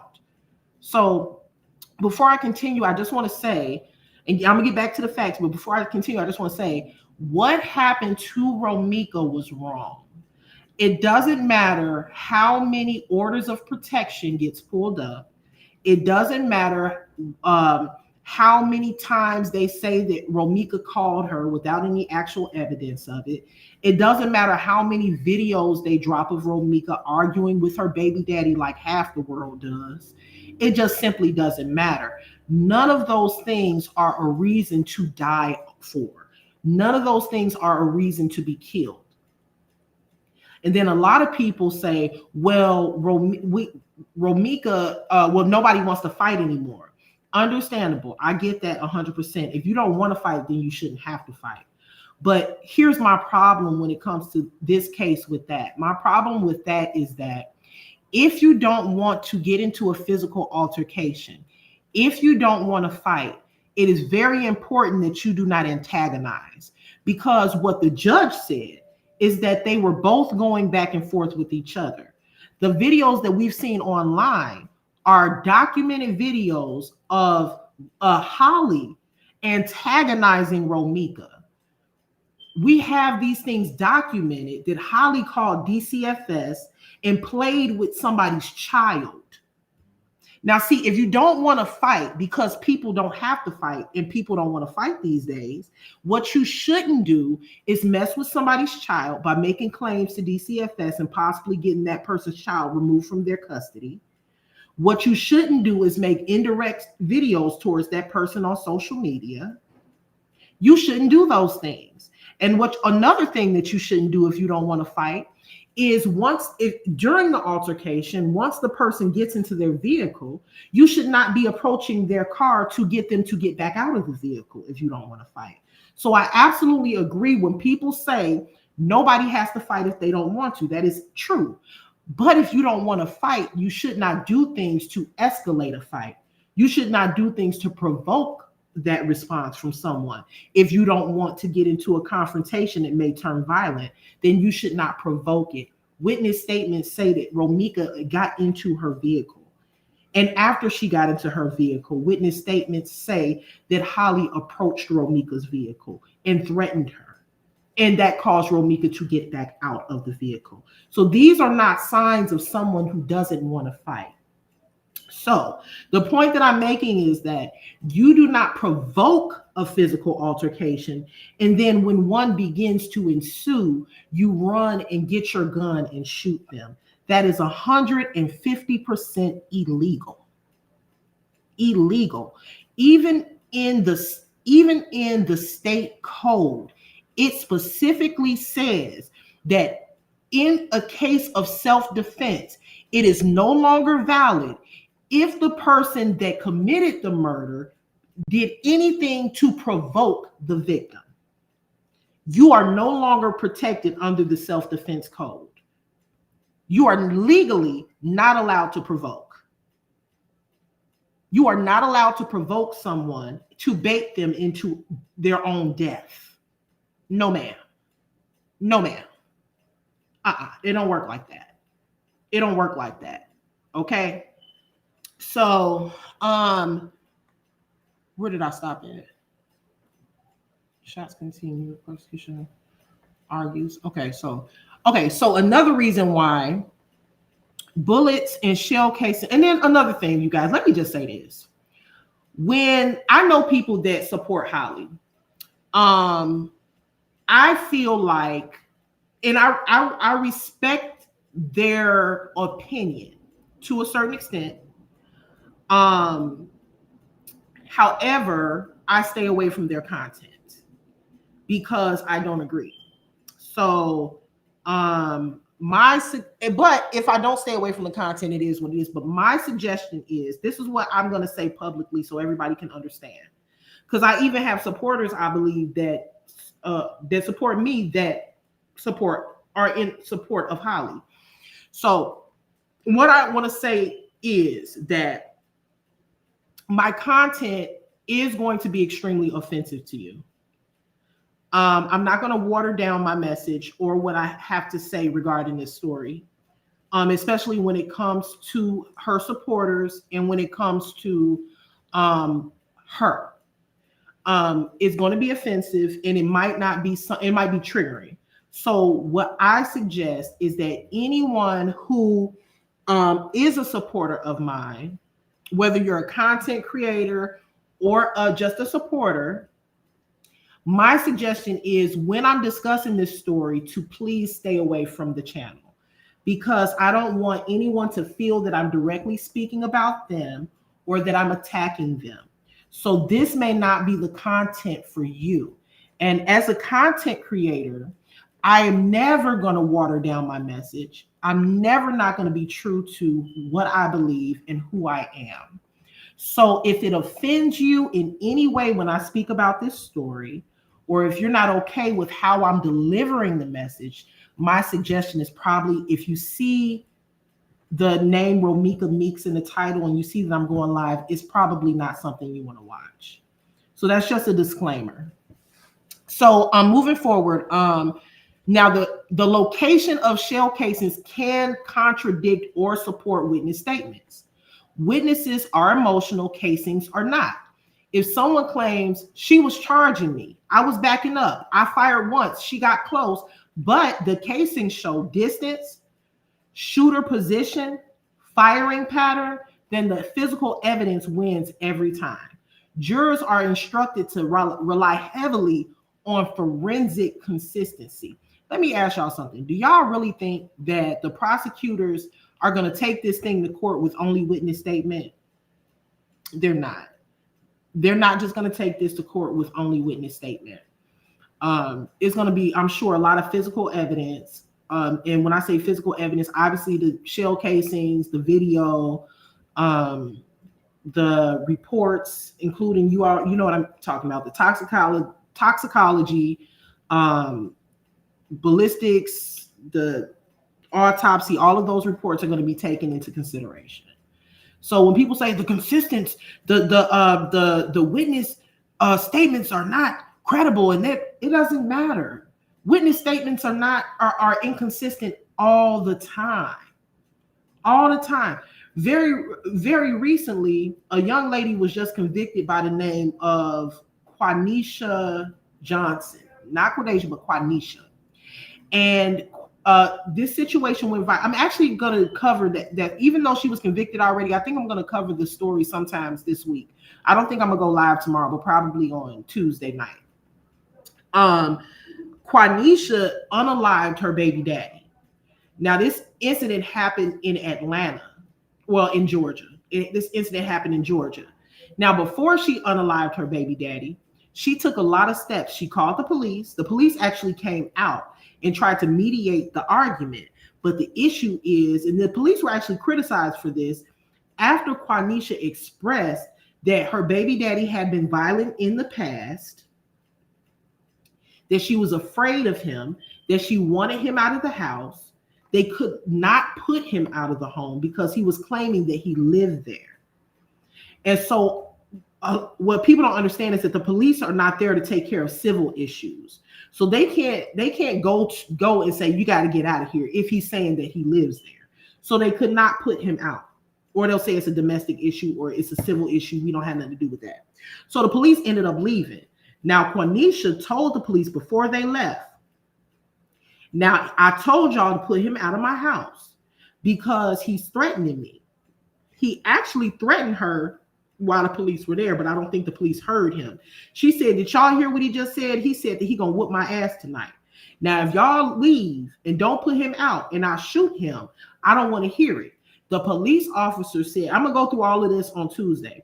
I'm gonna do a full breakdown of it. The police officer said, make sure that you read up on your state laws. Make sure you know what you're doing before you shoot him. She warned her. But the police were criticized because the police ended up leaving. And when they left, Quanisha shot and killed him. Now, I brought that story up because within that story, there's a witness. And the witness is Quenisha's daughter, little girl, the daughter. Her statement changed, but they were still able to convict her. And I'm going to go into the statement and everything that happened within that case. And what's crazy is, I'm going to say this, and I don't want to get too far into that case, but I'm going to say this.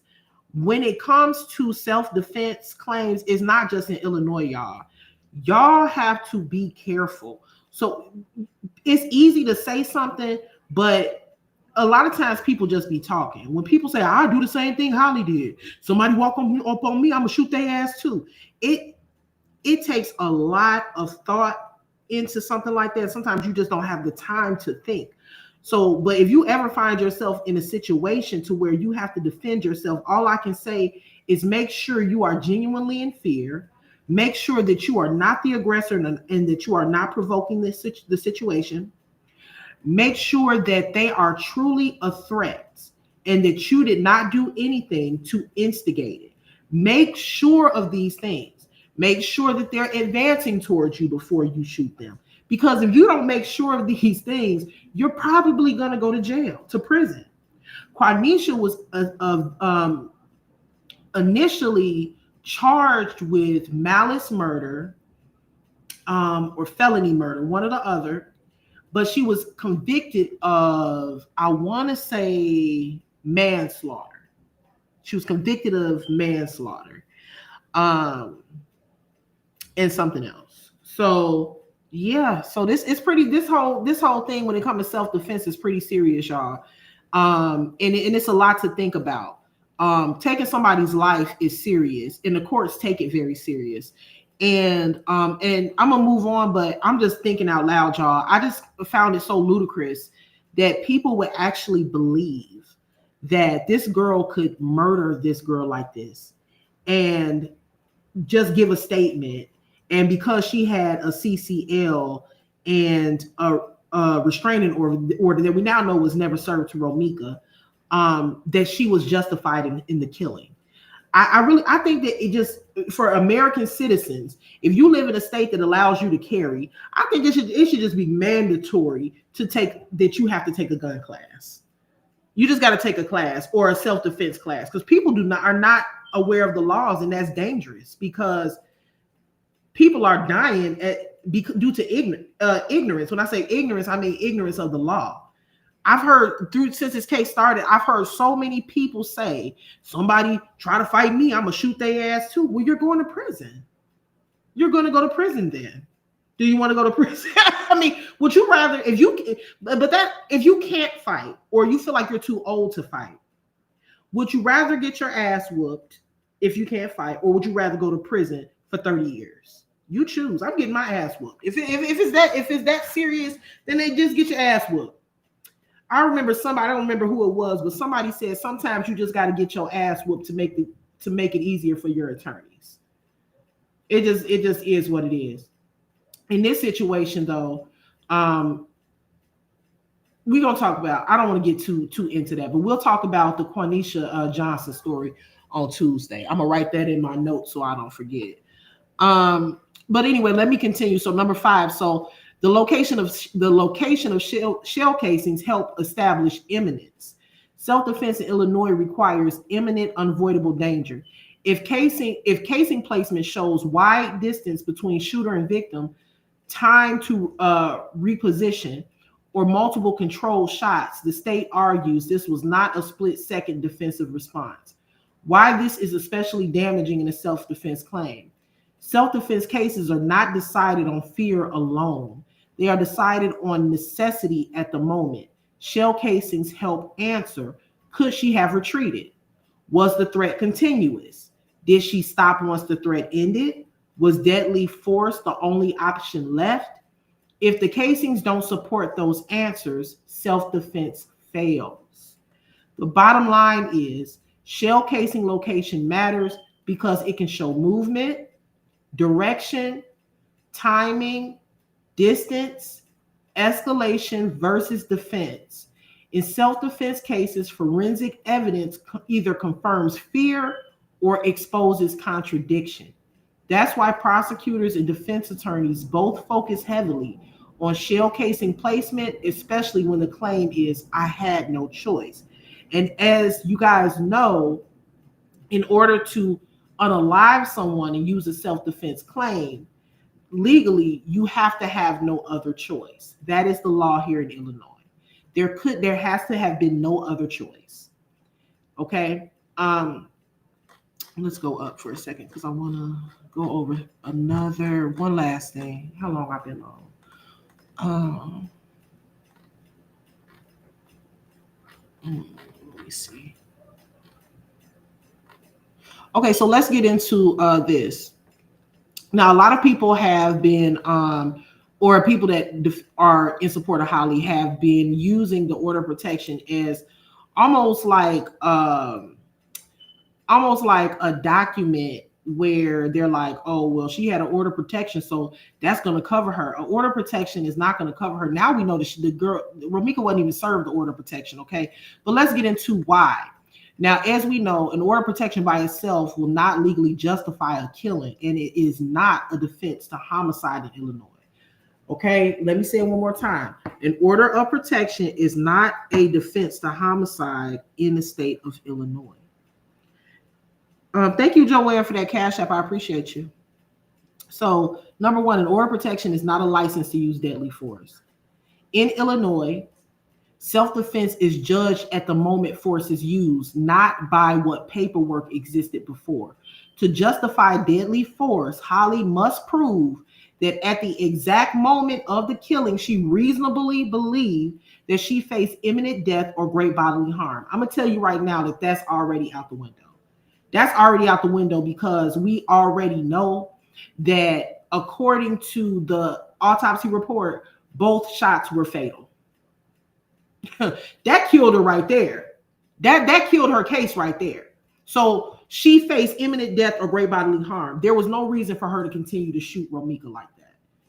Okay, so we know that she did not in the moment that she shot her face great bodily harm or imminent death. Another thing that's really going to cook her is they're saying that Romika was standing with her arms folded. A lot of people are saying that that's not true because why would you have your arms folded in the middle of a verbal altercation? But again, you have to be a part of the culture. You have to understand what arms folded means. Standing with your arms folded does not mean that you're a punk and you just not gonna fight. Standing with your arms folded, where I'm from anyway, during a verbal altercation is more like, yeah, what's up? Like, what you gonna do type shit. So yeah, I can understand when people say she had her arms folded. It don't mean that she wouldn't have fought her.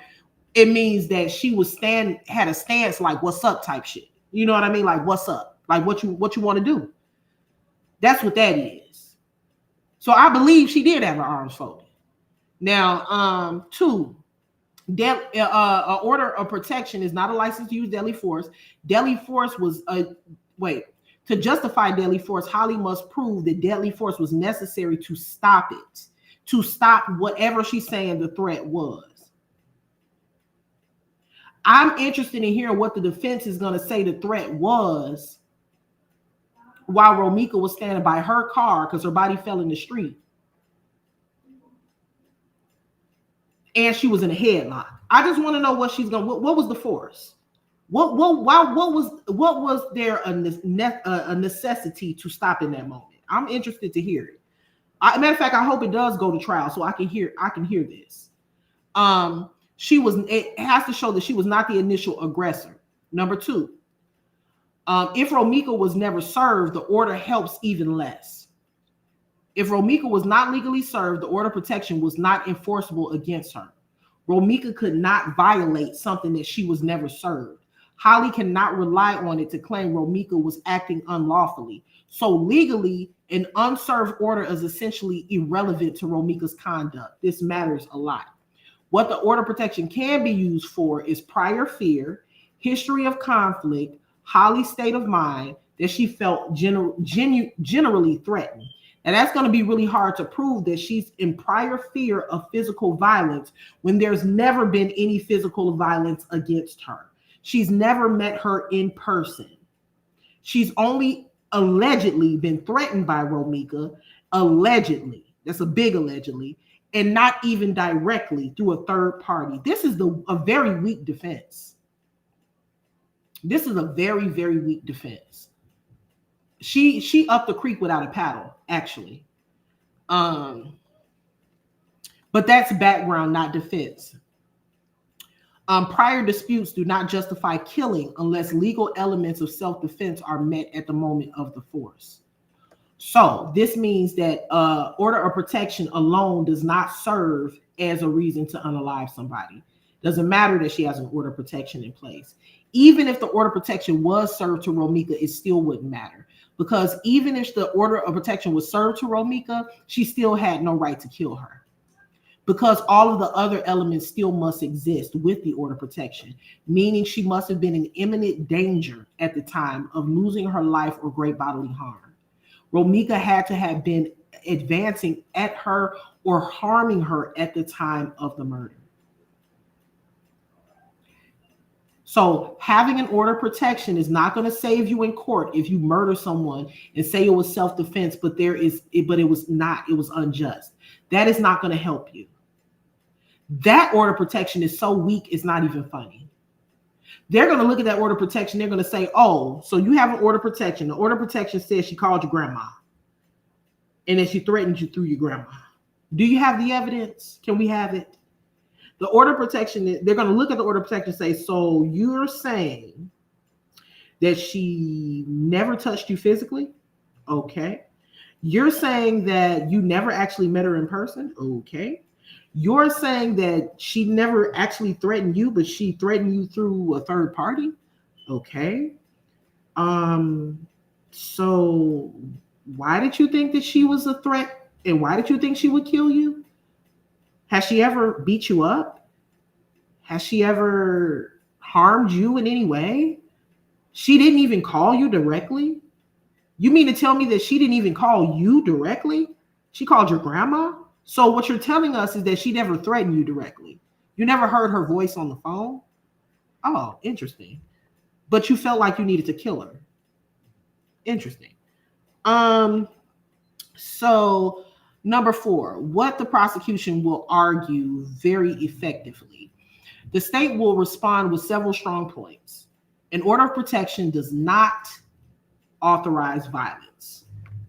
Number 2, even if fear existed before, immediacy still matters, okay? Meaning that even if in the past Holly has been afraid of Romika, in that moment, the threat of immediate bodily harm or death still matters legally. It doesn't matter that she was afraid of her before. It doesn't matter that when her grandma told her that Romika called that she was scared. What matters is that in that moment, were you afraid? And according to witness reports, it doesn't seem like she was very afraid. It seems like she wanted to fight her. It seems like all of the witnesses, I told y'all it's more than 4 witnesses. It's a lot of witnesses. All of the witnesses are saying that eventually all of the witnesses that were there for that particular portion are saying that Romika got back in her vehicle and that Holly approached her vehicle. That kills the I'm afraid claim. And that I'm afraid of I'm afraid that my life is in imminent danger and that I am possibly going to be harmed in some way. Of advancing towards her vehicle does not show fear. It does not show fear.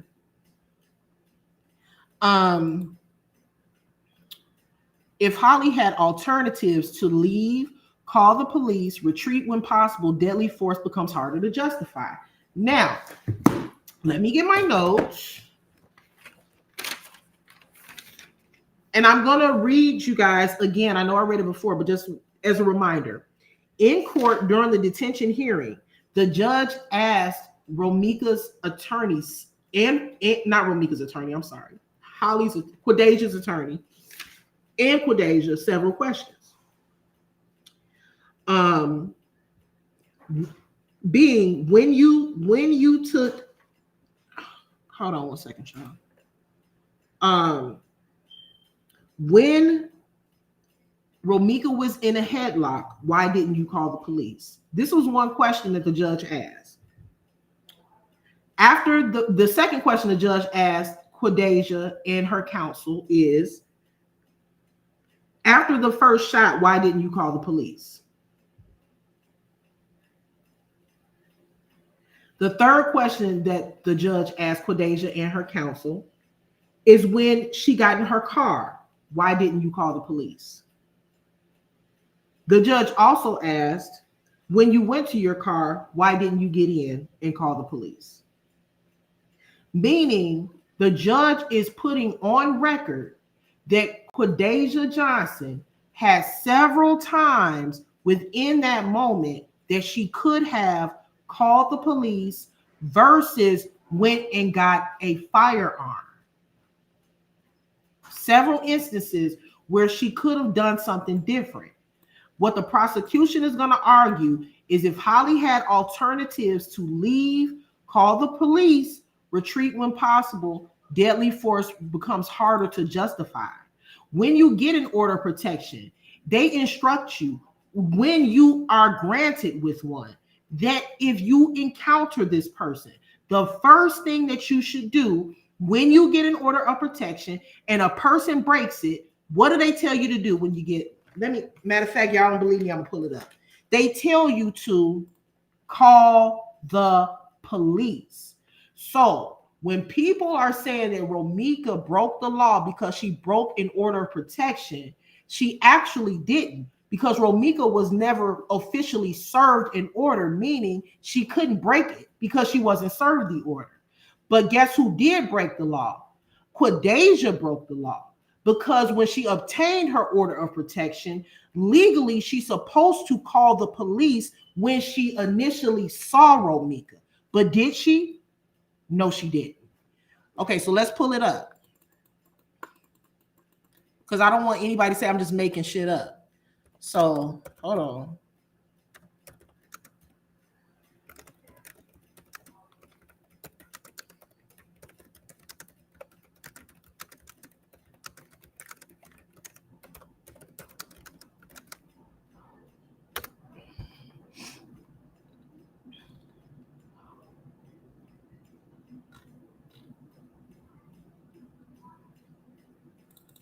Oh, okay. Wait a second. This is not Google. Hold on, y'all.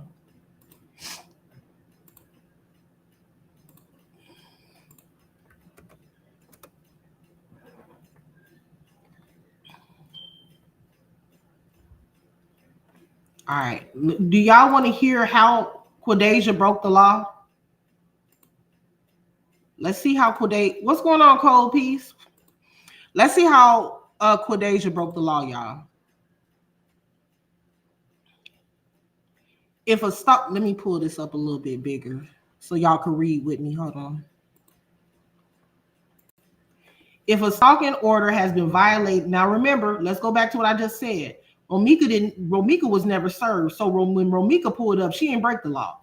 But Quadeja did, though, because she was granted the order. So on her end, she broke the law.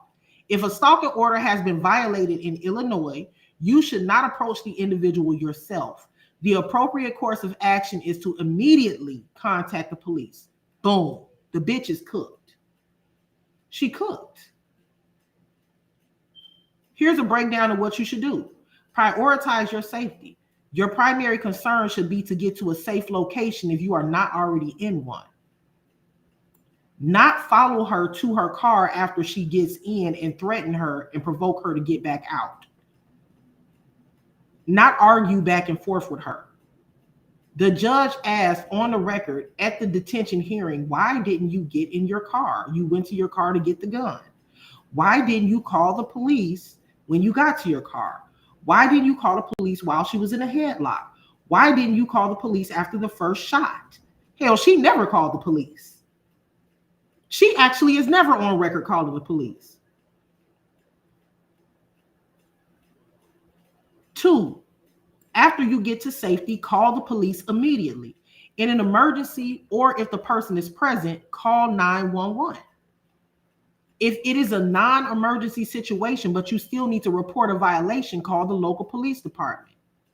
3, provide a clear report. State clearly that there is an active stalking no contact order that has been violated. Provide the name and description of the person who violated the order. Indicate your current safe location or the location where the violation occurred. She definitely fried. She's fried. Have documentation ready if possible. When the police arrive, provide them with a physical copy of the signed stalking no contact order and any evidence of the violation. Cooperate with law enforcement. I ain't gonna read all of that because y'all know where that's going, but at the end of the day, the first thing that she should have done when she saw Romika was to not engage, to get in her vehicle and call the police. We know she had a phone because she was on the phone during the video, during the viral video. Why didn't you use that same phone to call 911? What you did was you bypassed your phone, you ignored your cell phone and went straight for the gun. Wow. And then here's another thing I want to say to y'all. A lot of people are arguing about whether or not there was a physical altercation and who started the physical altercation. Let's say there was a physical altercation. Did y'all know, and I'm just telling y'all this just to educate, y'all do know that even if there was a physical altercation, she's still going to prison? Did y'all know that even if at one point during this whole altercation between these three people, even if she got her ass whooped, which I don't think she did because she refused medical help, but even if she got that ass whooped, you do realize she's still going to prison, right? Do y'all want to know why? Nobody saw the physical altercation. If there is a physical altercation, it'll be on camera. And guess what? She's still going to prison. You want to know why? Because she didn't kill her during the physical altercation. She killed her after the altercation. Do you all really think that it's legal to get your ass whooped and then walk away after getting your ass whooped and then coming back and shooting the person that whooped your ass? You do know that's illegal, right? Because I think that y'all think that's legal. Y'all scaring me. I think y'all think that it's legal because you mad that you got your ass whooped, that in retaliation, it is legal to go get your weapon and then shoot the person because they beat your ass. You do know you're going to prison, right? So now you got a double whammy. You got your ass whooped and you going to prison. You know that, right? If you shoot somebody in the middle of getting your ass whooped, you're probably not going to go to prison. You might still go to trial, but you probably get off with that one. Because now you can argue I was afraid of great bodily harm. I thought I was gonna get beat to death. You can say anything, but if there was a physical altercation, understand something. The witnesses didn't see it. There's no witness reporting they saw a physical altercation between Romika. Well, there is one witness, I believe. I don't know. I gotta go back. I think it's the ghost witness from the Naja Hall channel. I think they may have said something, but it's neither here nor there. The witnesses' statements from what I've seen, nobody is mentioning an ass whooping that I've seen. So if an ass whooping did occur, it occurred before most of the witnesses showed up. And the reason that's important is because that means that this is why it's important. The witnesses saw the shooting, but the witnesses didn't see the ass whooping. That means that there's a significant there was a significant time frame in which this alleged ass whooping occurred versus when the shooting occurred. That means that the shooting shouldn't have occurred because nobody saw you being physically harmed. She's going to prison, y'all. Y'all do get that, right? I mean, this is too much. It's just too fucking easy. She going to prison. Nobody has come forward and said, man, that girl was beating the shit out of her. I get why she had to shoot her. Nobody's saying that, except for maybe some bloggers that weren't fucking there. And then everybody keeps going back to the initial police report. Oh, but the initial police report said she was being battered. Y'all do know that the witnesses on the initial police report were Carlos and Holly, right? Romika was unalived and wasn't able to give her side of the story. Of course it says she was being battered. Do you see anywhere on that initial police report where it says that Romika was in a headlock and getting punched in the face? That's not on the report. You want to know why? Because Carlos and Holly gave the report. But now we know that Romika was in a headlock and getting punched in the face. How do we know that? Because it was captured on the city bus camera. But they conveniently left that part out. What else did they leave out? Come on now. What else did they leave out? I just couldn't even I couldn't believe that people are so gullible to listen to an initial police report and say that it is accurate when the statement is coming from the shooter. Do you think that the shooter is going to give a statement to the police and incriminate themselves? So do you think the shooter is going to say, yeah, I shot her, and when I shot her, she was in a headlock? Yep. And I shot her more than once. I was all the way over there when I shot her, as a matter of fact. And then I advanced towards her and shot her again when I really didn't need to. You think they don't? I mean, of course, she's going to say, I was being battered. I was being harmed. And that's why I had to shoot her. This is the reason she went home that day, because she had an order of protection. The police did not research whether or not Romika was served the order of protection. However, she covered herself because she had one. So she had an order of protection. She had a valid FOIA card. She had a valid CCL. And she said it was self-defense. So they let her go. They didn't have any evidence. They had to investigate. So I really want people to stop bringing up that initial police report, because the shooter gave the report. Are y'all okay? Is it crack? Is that what y'all smoking? Of course the shooter didn't say that of course the shooter said she got battered and that she was the victim and there was no other choice but to shoot. Of course she said that. Duh. Let me see. Is this something else that I needed to show y'all? Let me see. I'll finish reading this off.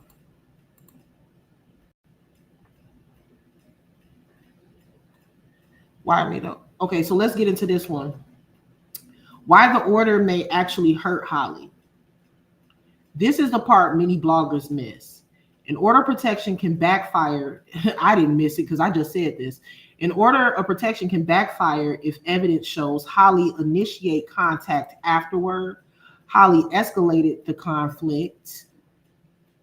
I was hoping this said something else, but I'll read it. Holly confronted Romika instead of avoiding her, which she did. In that case, prosecutors argue, if she was so afraid, why didn't she comply with the protection she requested? That's a powerful argument to a jury. Bottom line, an order of protection is not a defense to murder. Number two, it does not justify deadly force. Number three, if Romika wasn't served, it carries even less weight, legal weight. At best, it provides context. The case still rises or falls on imminent threat, necessity at the exact moment. That's why Holly is charged with first-degree unaliving despite the order of protection existing. Okay, so and then of course, like I told y'all, not only that, but also keep in mind that the order of protection, the documentation that people keep pulling up of Holly and Romika being in court also shows that Holly has done things as well to provoke Romika. Again, I'm probably going to keep saying this a lot just because people come in late to my live streams, or someone may not have seen my last live stream, but they see this live stream. So I want to make it very clear that during the detention hearing, the judge, because a lot of people are saying, well, the judge didn't see the evidence. 9 times out of 10, the judge saw some evidence. But what the judge did do, for the people that are screaming, the judge saw no evidence, the judge actually pulled up the documentation showing Holly and Romika going back and forth with each other, showing the incident about the child having boils allegedly, Holly contacting DCFS on Romika. It shows very clearly that they had a mutual dislike for each other and that they were mutually going back and forth with each other. The judge was able to pull that up in court. Okay, so that's very important. True Slayer said, Upper said, y'all, they are. They scaring me because I'm just like, are y'all really? Let me show. I want to show y'all something real quick. This is the lady that I will be. Hold on. This is the lady that I will be discussing on Tuesday. This is Quenisha Johnson. And we're going to be talking about Quenisha Johnson. Her case is somewhat different from, of course, Quadacia's case. However, I just want to show you how a lot of people thought that Quenisha was going to get off with a self-defense claim because she called the police, because she told the police, I'm licensed to carry, and if he's threatened me, so if y'all leave, I'm going to shoot him. She actually hurt herself when she did that. Even though all of those factors exist, that they even pulled up text messages that actually really did exist of the boyfriend threatening her. And even though all of these things existed, she still went to prison. Because why? Because she didn't follow protocol. And we're going to get into it. See, the state don't care about, the law is black and white. So regardless of what your feelings are, if protocol is not followed, you're going to prison. So when a lot of these bloggers or people that support Holly are saying, that's not what, well, I would have done this and it doesn't matter what you would have done. The law is very clear. And if the law is not followed to a T, especially when you murder somebody, you're going to prison. You want to know why? Because they can't let you get off. Because if they let you get off, the next person that makes the same mistake and didn't follow protocol has to get off too. They have to follow consistency in the law. They cannot purposely show bias because of your situation.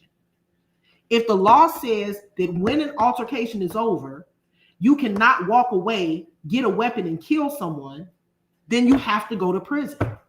You have to. It doesn't matter if they empathize with her because she has a small bit. I even seen, and I like this person, and this person is actually a Romika supporter, but I saw something interesting that she put in the chat the other day. She said they'll probably let her go home because she has court on the 23rd because Christmas is coming up. Y'all, come on, y'all. This is legal stuff. This is not, we taking feelings out of this. They don't care. They don't care about no damn Christmas. Her ass is not getting out, y'all. But the point that I'm making is that the rules apply to everyone the same. They cannot let Quadacia out because it sends a message. And the court systems understand that when they make decisions, especially in a very public case like this, it sends a message. The message that it sends is that, oh, she got off, then I can do it too. And they don't want to send that message. In the state of Florida, where Trayvon Martin was murdered by George Zimmerman, he got off. And the courts understand, again, that whatever decision that they make sends a message. The message that court sent, that this court decision sent, was that legally you can gun down a black boy and get away with it. And you have to remember that's the state of Florida, which is a very racist state. And they wanted to send that message. The message that they wanted to send is, yes, as a black person in the state of Florida, you are not protected. And they sent that message very clear. But see, this is not the state of Florida. This is the state of Illinois. They're not going to let this go down that way.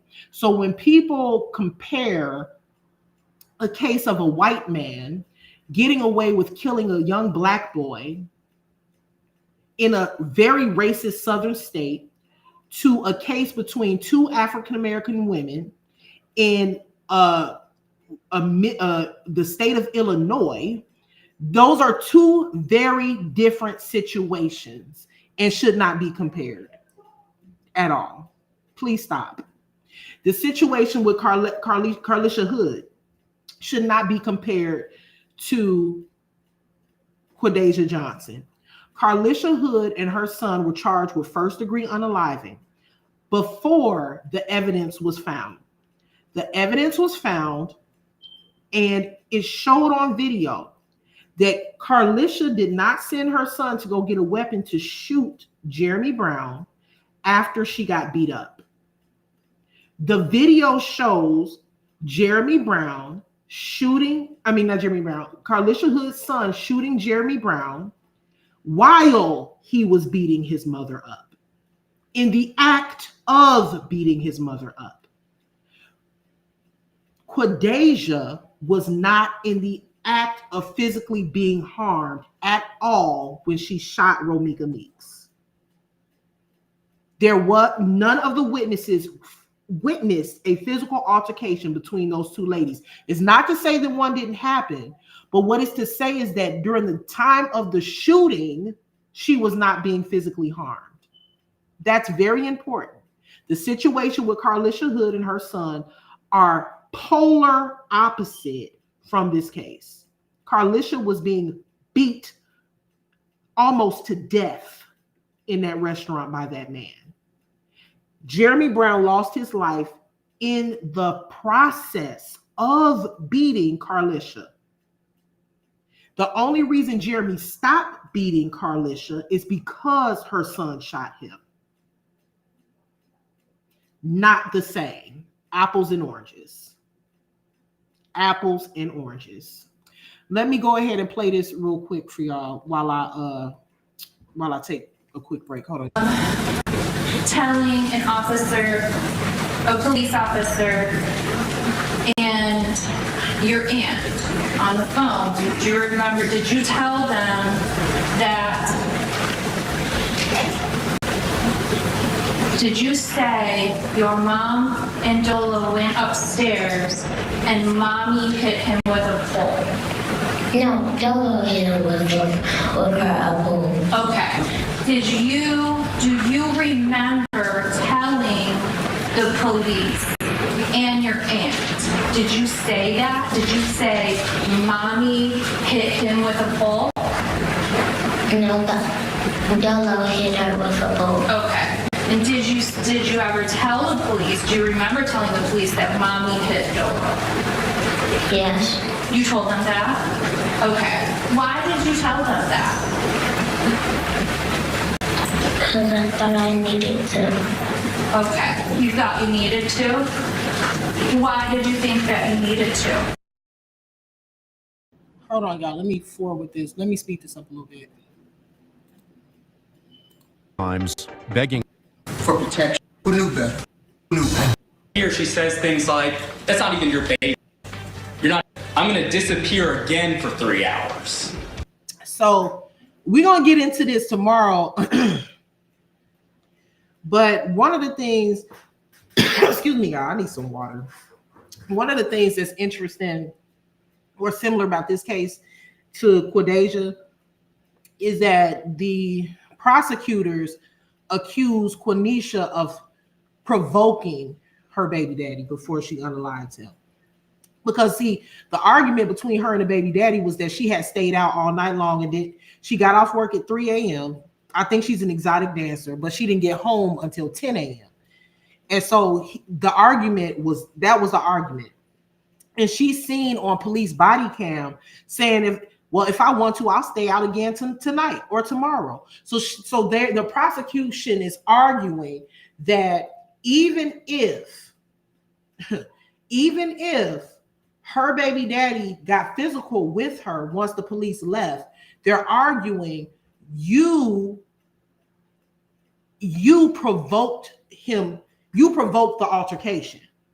Even though, of course, they don't condone domestic violence at all, it's one thing to provoke someone and they beat you.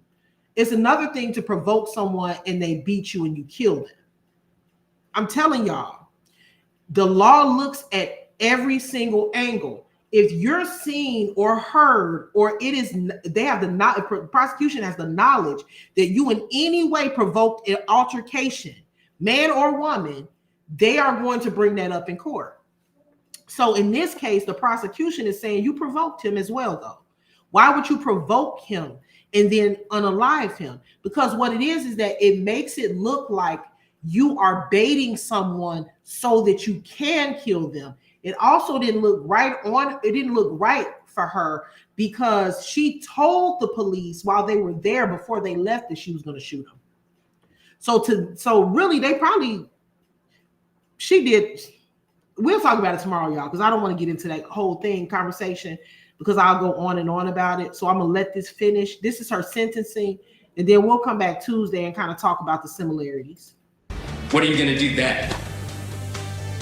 After weighing days of emotional testimony and complex evidence, the jury delivered their verdict. While acquitting Quenisha Johnson of malice murder, they found her guilty of voluntary manslaughter and all remaining charges. The decision set the stage for what many legal observers considered an unusually nuanced sentencing from Judge Shondiana Morris. After weighing days of emotional testimony and complex evidence, the jury delivered their verdict. While acquitting Quenisha Johnson of malice murder, they found her guilty of voluntary manslaughter and all remaining charges. The decision set the stage for what many legal observers considered an unusually nuanced sentencing from Judge Shondiana Morris. Rather than imposing the prosecution's requested 25-year sentence, Judge Morris structured a 20-year term that acknowledged both the gravity of the offense and the circumstances surrounding it. That's all for this video. Make sure to subscribe for more videos like this. Thanks for watching. What if you can create your own website?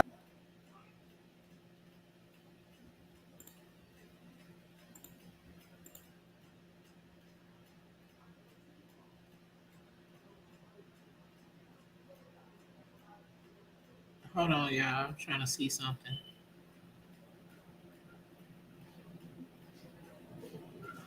Where is it? I can't find the particular part I'm looking for.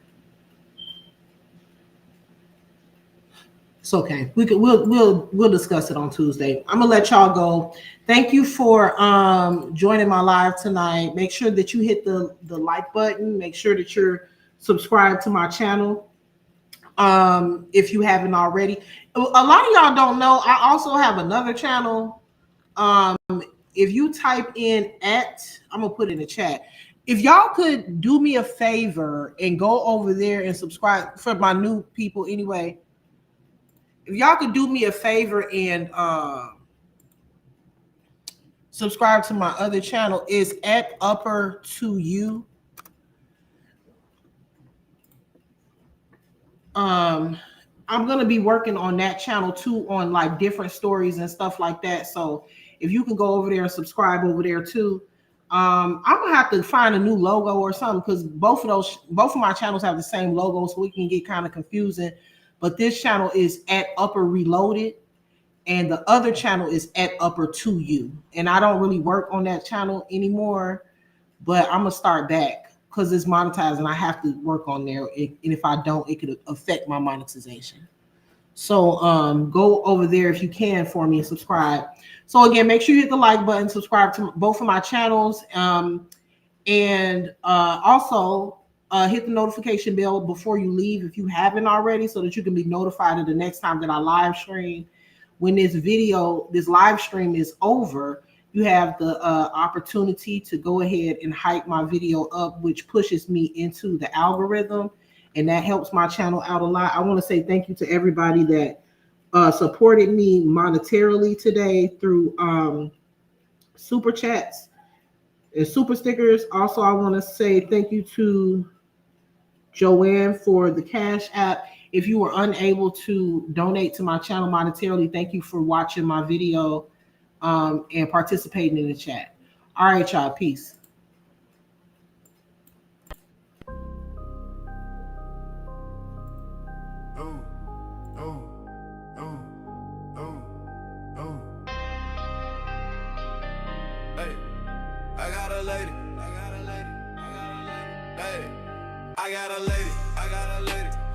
Name is the upper echelon, she a debater, baby. She can give it to you straight, no chaser. She got the smarts, she got the heart, she got the confidence, baby. She the upper echelon. You know you intimidated. Stupid can't play with smart. She got the smart, she got the heart, she got the confidence. Baby, she the upper echelon. You know you intimidated. Stupid can't play with smart. Stupid can't play with smart. Stupid